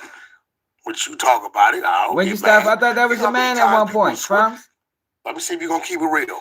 You don't fuck with old Adam no more? The stick with him. What do they say I don't do when he does certain shit? You let him get away with sex play and things of that nature? You love that shit. Let's be real. See, you love joking around about it. It's like your favorite thing. You call me gay all the time. Because you say gay shit. And then I call you gay. I don't say gay shit. You got a zesty streak. What the fuck is that? A zesty streak. It means that there could be room for confusion. I don't think you're gay. But you do gay shit. See, he doing it again, right? Gay shit too. He's doing it, right? You're gay. He's doing it, right? He's doing it, right? And what I got to do is tune it out. Damn, this was one of his complaints. You heard it. What did he say? He let the motherfucking white boy, for sure. Sex playing, culture, vulture, wooty. He said a lot of this shit. He was. Wack 100 is one of the biggest sellouts. He's a major problem, yo. I don't know how we would get him out the way, because you got 35 channels posting him, but he is a major fucking problem. He pushing that snitch shit into the community. Like, he's a huge problem, yo. I don't know who the fuck employs him, but somebody employed this motherfucker to push this bullshit into the community. And all that shit. Now, I didn't hear any of that. I believe you, but it's also, what the fuck do I care? Yeah, but the thing that's confusing is he didn't say nothing to Adam when he saw him. He didn't. You see what I'm saying? He wasn't like. The call I heard was that was part of the play, Bob. Now, I believe it could definitely be. Hey, Bob, that was part of the play. That was his deal. Look, if you can push 6ix9ine back into the community, we got you. That was the play. That's when we met Wack. Wack ain't had no real buzz before that. You got to think, Wack came from the 6ix9ine situation. That was his task. And that been his task ever since. That's why BG is a rat. That's why, like I told you, that's why Tax Tone is a rat. That's why what's the other boy name? Zay Osama is a rat. That's why Troy Avenue ain't snitch. That's why 6ix9ine ain't snitch. You see the pattern? You see the pattern? He vouching for the rats. And the guys that's solid, he's shaming them and trying to put smut on their name. It's a pattern, yo. Says his whole tone could change, sure. No, there for sure. There is a past between him and Luce. We're not sure of what it is. Yeah, I don't know. But whatever he said in the interview, he even said But that. I will say, he said that Luce Cannon was telling people in prison that he was Don Cannon, the producer. And yeah, but see, Yeah, that's that bullshit. motherfucker, man. We're gonna eliminate all of that because if that was the case, okay, so you saying you got a problem with Luce Cannon? That's what it sounded like when he said that. You got a problem, so you come up here, right? So why would you come up here? So if you a month that you're claiming, why would he even know Luce was going to be here? Yeah, besides what he says, which is that Luce gave him the address. He said I gave him the address too. Yeah. He said I did too. See, the minute I heard him say, yo, it just shows you how long they've been trying to push this snitch shit into the community. Like 6ix9ine was the first test. They've been trying for a while, man. Then they brought Charleston White along. He didn't convince the world that locking black men up is the way to fix the community. You see how many people come over here talking that shit? He done turned the world against the streets and got people believing that the streets is the issue in the black community and not vice versa. It's not the circumstances and the economics in the community that make the streets, but it's the streets that make the community.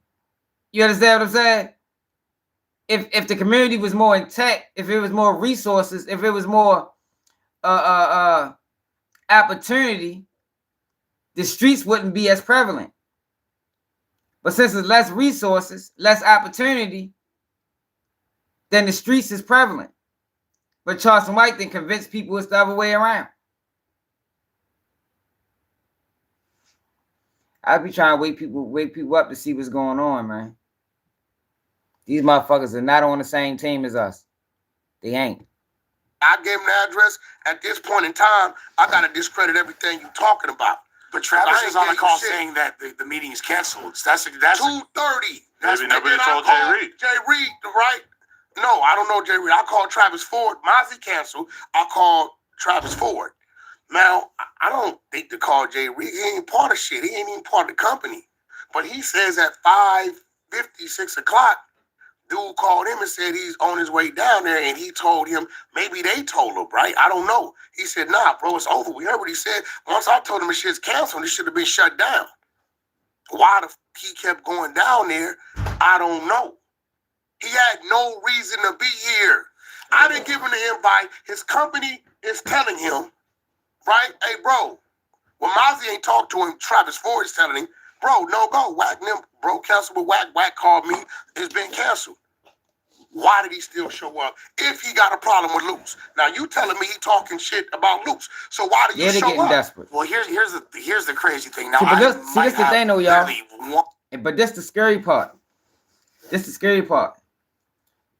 How many plays can you run? Literally. How many plays can you run? What's next?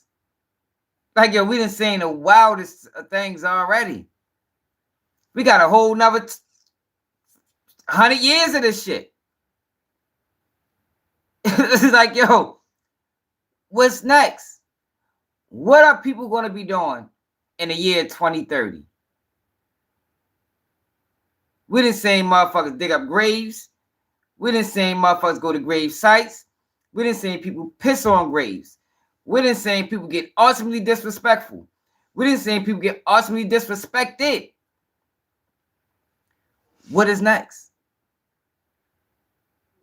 What's the next big play to bring attention to themselves? We didn't already see motherfucker pull a gun in his pocket. We didn't see Hassan Campbell stage getting shot. Is somebody actually going to shoot themselves next? Or get shot next? Like, yo, what's next? Yo, that's what I'm saying, yo. Like, yo, people keep calling this shit content and entertainment. But, yo, it's not. It's not, yo. It's going to... Only people winning are the people participating. The people watching is losing. If you ain't participating, you losing. And I'd be damned if I participate. But even the people that's watching are losing. Because we just getting dumber and dumber and dumber. Like, yo, we not getting no real, authentic anything. But we in the comments giving out real opinions. Really putting thought into it. And the whole time it's made up. The whole time it is made up. But what's next? Motherfucker gonna slap their mother? The fuck they gonna do? Shoot this, like, they gonna, like, what's next? Yo, like, yo, it's like it's so crazy, yo, because it's like, damn. Yo, we going way too far down this rabbit hole. Somebody need to bring it back. Somebody need to say, all right, y'all. Y'all done made $1 million running plays on the community, on the people. Yo, can we get some real content? Can we have some real conversations? Can we at least deal with the nonsense that's real? You know, it's real nonsense in the community. Can we at least deal with that? Like, do we gotta have these scripted stage plays? I'm trying to tell you, man. See, but that's why they don't fuck with me, because I'm a threat to them. That's why YouTube plays with the numbers and do the things that they do, because I'm a threat to this bullshit. But I'm really not. Really the solution, because you can be real authentic and still do well, still get an audience, still pull in the numbers. But it's like they rather attend to ignorance. It's always going to be money and ignorance. Always. Ignorance is always going to be profitable. But it don't have to be. That's a choice.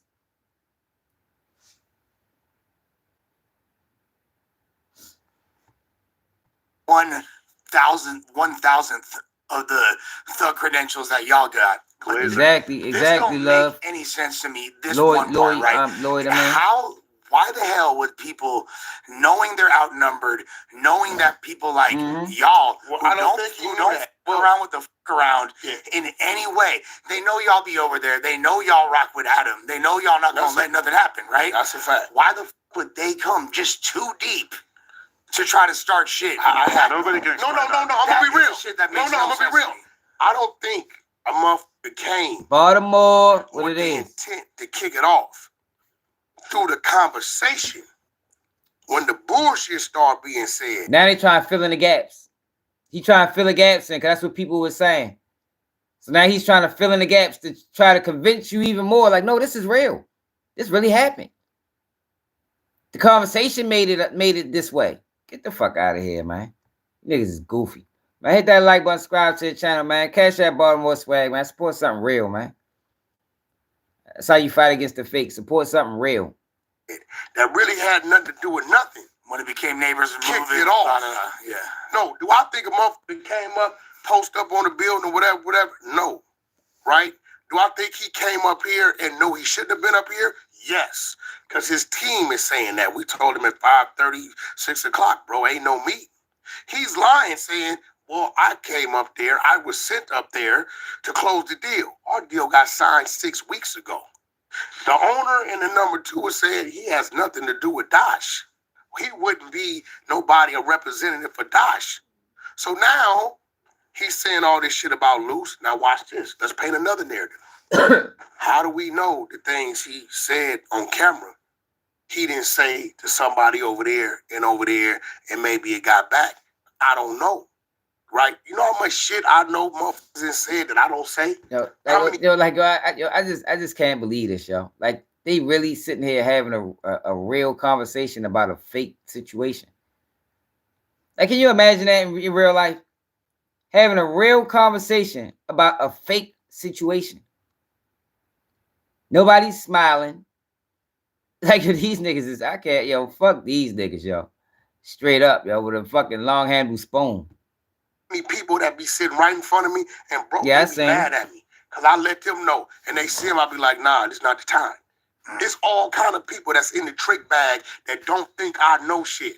It just ain't the time. Maybe I got business, I got deals, I got a lot of shit going on. It's not the time, right? But it be people right in front of me. People you've seen that we know that says some foul shit. And we gonna smash you. Just not today. So for him to be loose with his lips like that, I don't know what he said. But the only thing I do know is once he starts saying the shit Nobody about goes the to building, jail. and, you know, Like I motherfuckers say, act y'all, like this and the culture with the this is proof he's the police. It's proof. If anything positive we got from that shit, we know Wack is the police now. The problem is, there's not enough people pointing it out. I haven't heard anybody point it out other than me. But if anything positive, we know for certain this man is either the police or he has strong ties with the police. Enough so that he can stop an arrest. white boy sex playing whoop whoop whoop. I dismissed it. And when Lou said, so you came up here for what? To Already, be content? man. Already, you Edward. You came up here to be Let content? me know. I'll help you push it. Right? And do whatever cuz on gangster. Nigga, you tell any neighborhood on gangster, even if a neighborhood tell any gangster on hood, they're gonna respond. Do you think he's gonna sue? I don't know. I mean, I think he's gonna try. Well, my man says Wack, he broke. He gonna try to sue. But here's the thing. That's the whole interview with Rick. I'm gonna be real. Because I was totally in the dark. He's not gonna sue, yo. You don't sue for stage plays. Let's see if we can type in who does Wack 100 work for? Does Wack 100? Oh shit. 100 work for. See if anything come up. Probably not. That's just worth a try.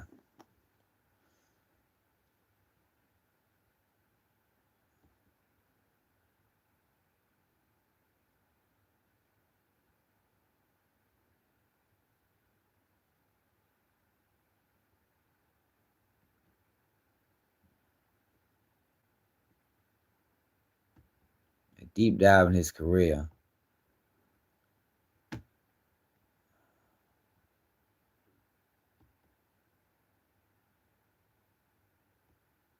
Is an influential figure in the hip-hop industry. Wack 100 is a name that stands out. Known for his bold statements, Wack 100 has made a significant impact on the music scene. As a manager, Cash Jones, entrepreneur, worked with the biggest names of hip-hop. Stranger, who the fuck did this nigga for work for, man? To speak his mind without... This is the nearest conversation.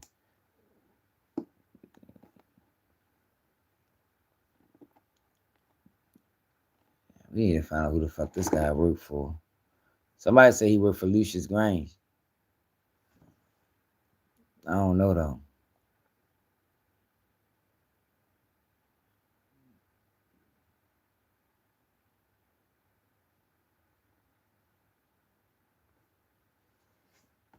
This motherfucker work for somebody, y'all. What the fuck is this? The fuck this shit pop up on the screen? Get the fuck out of here. I don't know, y'all.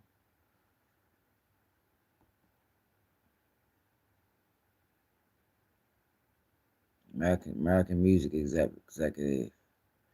I thought he worked with Baby. That it don't even say that. It don't even say he worked for Bad Boy West. I mean, Cash Money West.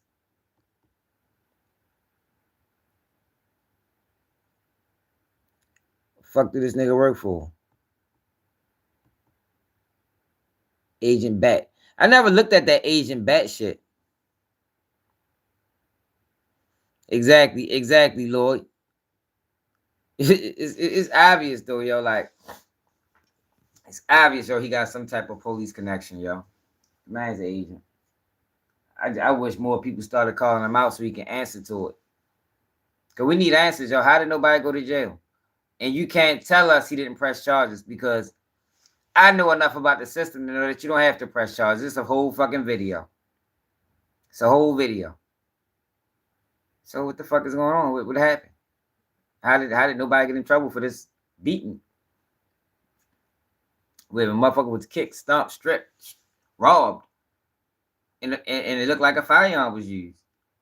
Nicki Minaj punched her manager. He filed a lawsuit, and they talking about Nicki Minaj might have a warrant for her arrest. The fuck, this Nicki Minaj. The manager didn't file criminal charges. He filed a lawsuit. So how the fuck was they able to do all this and just walk home scot-free?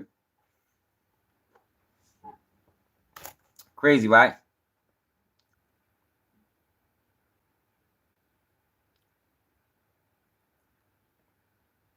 He be missing the lives, but Raceky still be tapping in. He be watching the uploads. I be checking them in the comments. I see what else going on. See if we missed anything before we end it. Y'all make sure y'all support the platform, man. You know YouTube don't pay for live videos. We don't get no money for this shit. Cool, stolen from school. Big bank. Oh, what happened with the big homie CC dude? Fox released a statement, y'all. Let's see what Fox had to say.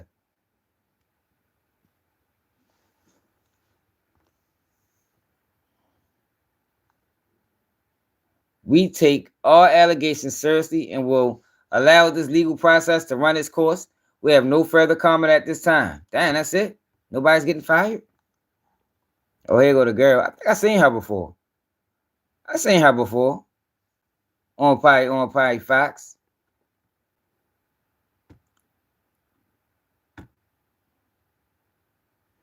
Yo, Joy crazy as a motherfucker. Your old ass probably was 10 Joy up. Hey, yo, Joy. Hey, yo. I ain't gonna lie, yo. Joy did wrong for this, yo. Joy is dead wrong for this. Like, damn, shorty. You wild. You a wild motherfucker, baby. Yeah, you a wild motherfucker, Joy. Straight up.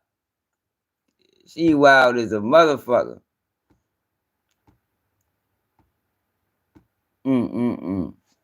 God damn, Joy. I guess she ain't got no type. Money her type. Got that bag. What happens when a snowstorm hits Cincinnati? Are they geeking? Ho. Jamarcus, what?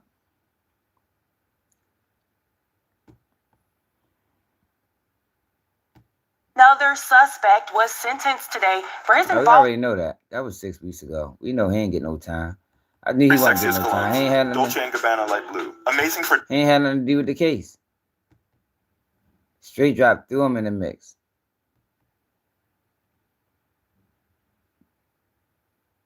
Fucking look at that shit, y'all. Fucking what's the con went out after he gunned down a man and injured another in an attack in Carroll County. What the fuck happened in Carroll County? their older brother, 33-year-old Ben Billings. Carroll County Sheriff's Office says Billings was driving a pickup truck near Wesley and Patapsco Road in Finksburg when someone fired bullets into the car, killing him. Billings' brothers say he was on the job at the time and had a 42-year-old colleague inside the car. Police say that man was also injured and taken to the hospital. Meanwhile, investigators say the shooting was not random. It seems like a random... They geeking out Carroll County. Planet.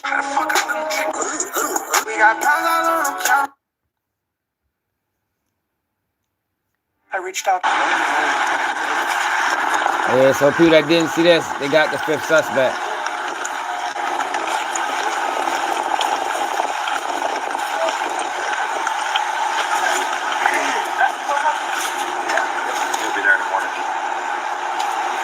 Yeah, that's what I'm saying. He mad so.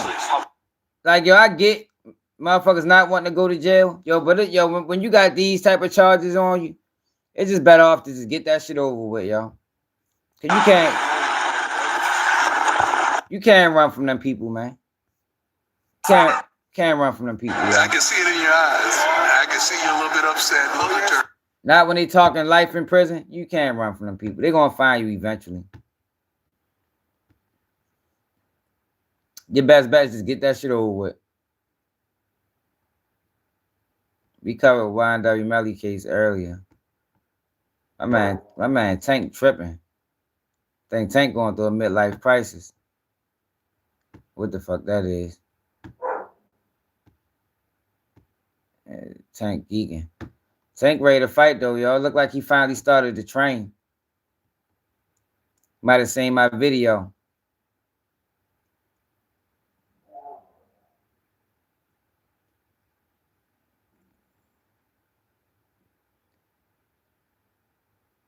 Motherfucking Ricky Smiley got a child out this bitch. Hey, cut that out. Let me come up there. Ricky Smiley wild as a motherfucker. Y'all seen dude talking about Ricky Smiley? Watching that video was so disgusting. It's wicked.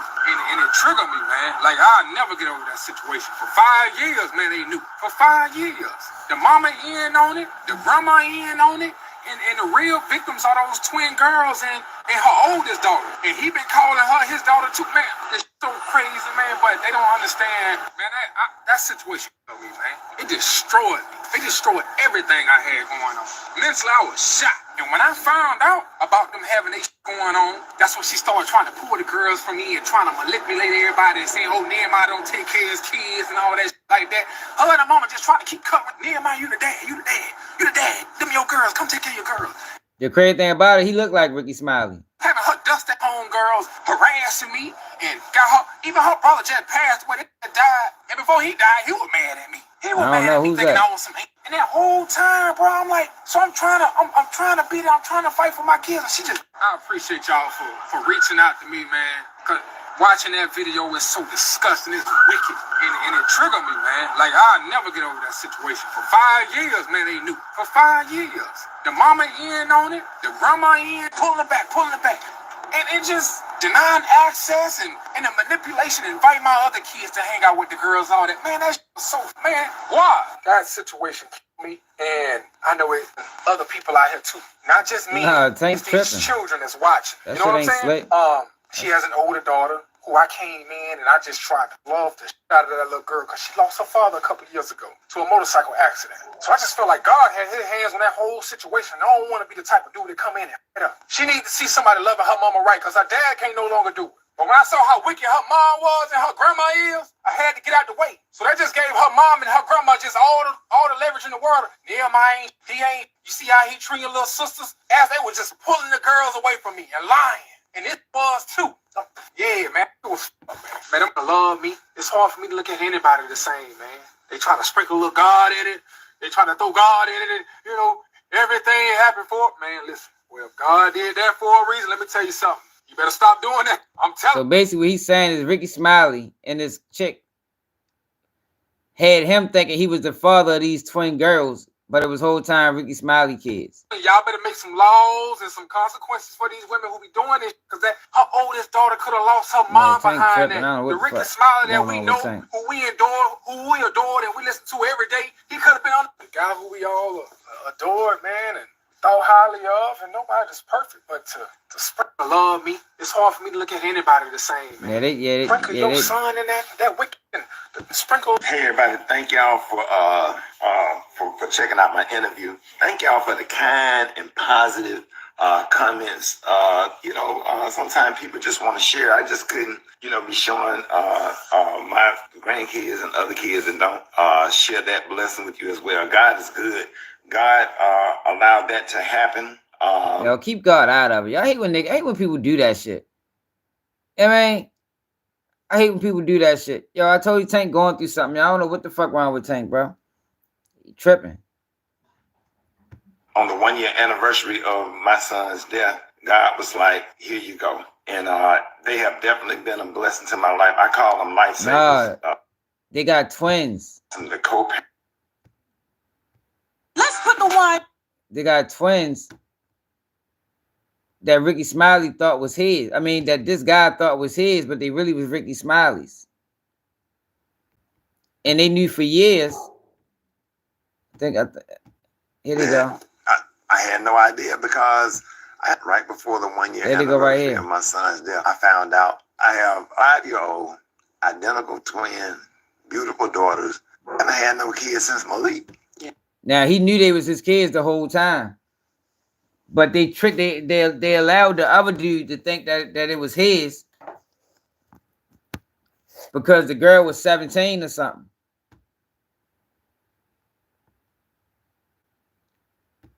That's fucked up.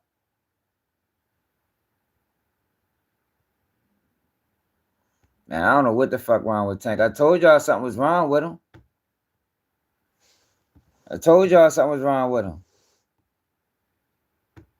Something wrong with him.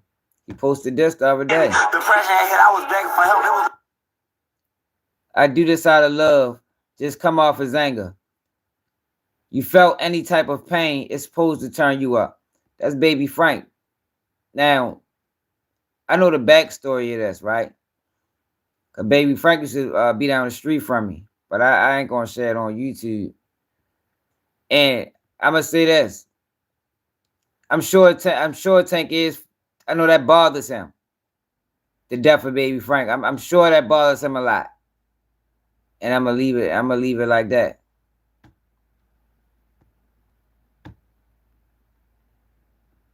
But it looked like he training. Finally. Looked like he just started training for the fight. Yeah, I'm sure that bothers him a lot though, man. Like, for real. You know. He might, I ain't gonna say that. I'm just saying, I know it bothers him a lot. I'm sure it does. Benzo, the situation and how it all played out. You're probably real fucked up about that shit. You know.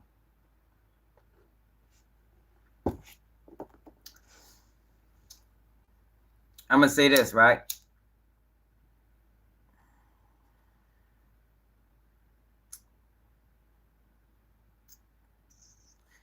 Tank before Tank used to be moving around loose.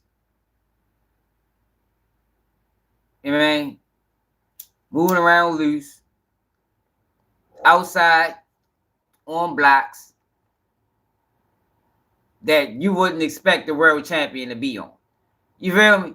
Like at this time he was the world champion. And he used to be outside on blocks. And in Baltimore, there's always going to be haters. And I'm gonna just leave it like that.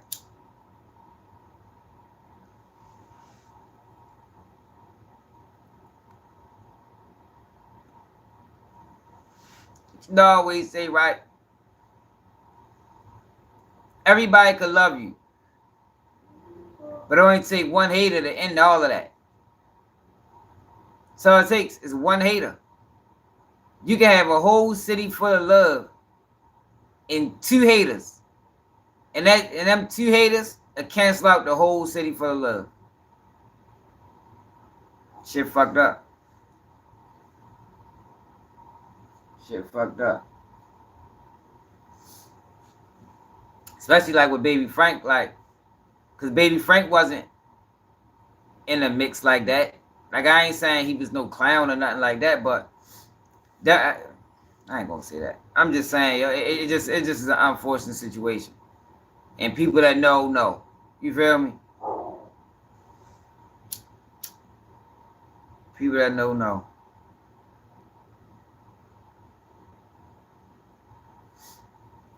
Oh, you already know what it. You are all right, Porters. Yeah, it just is a fucked up situation, man.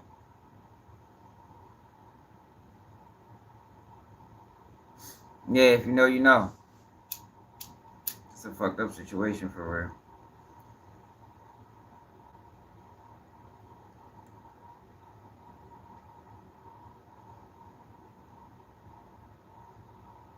real. I think most people don't realize, like I said before, like, yo, Tank not just a boxer. Tank is a street nigga. Before a boxer. Like, at heart, Tank is a street nigga. Like, I don't know what the fuck going on with his hair. Like, I ain't gonna lie, that shit is wild. That's the maybe thing. He just going through something right now. Like, I don't know why he would even do his hair like that. I don't know why he would even let a picture get up posted of his hair like that. Shit looks weird as a motherfucker. You feel me? But Tank done been through everything that the average street nigga done been through. He done lost friends. He done lost relatives. He done had street fights. I mean, he done been through some shit. And you know, sometimes, yo, like I told y'all, I got friends that went crazy. Like, everybody mental is different, you know. Just because you went through a traumatic experience and made it out okay, that don't mean I can't. And I'm not even talking about Tank. I'm just saying in general. Everybody brain can't take what the next person's brain can take. It's only but so much for a break a motherfucker. You feel me? Shit'll break you. And you know, sometimes, yo, you get to them points where you just start thinking about shit. You know, you start thinking about the past, thinking about how things went, thinking about what you could have done to change things, and you know, people get emotional, people get confused, people get frustrated. You know, shit happens. It's a fucked up. You know, when you coming from a city where everybody is walking around with trauma, like you talking about Baltimore, yo, where death done touched everybody by murder. It ain't a person walking around that city who ain't got a cousin, a brother, a friend that been killed. Think about that. The whole city. Everybody. And I ain't talking about once or twice. You feel me? I'm talking about several, 5, 6, 20.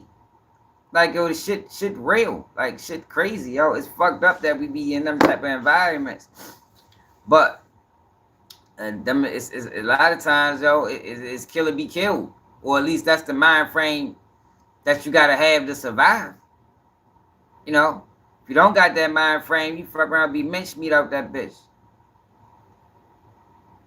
Straight up. Shit just crazy. But I think we can leave it right there. Y'all appreciate everybody that tapped in. Make sure y'all subscribe to the channel. Don't forget we go live every day at 11 p.m. Eastern Time. Like I say, y'all, make sure y'all support the channel, man. Because I told y'all, yo, they pay us nothing for live videos, man. Like, literally, pays us nothing. Like, live videos gives us probably $1. You go 4 hours. If they monitor, they might not even monetize the bitch. Yeah, so you done went motherfucking 4 hours, 3 hours, and then motherfucker gave you 15 cents. You feel me?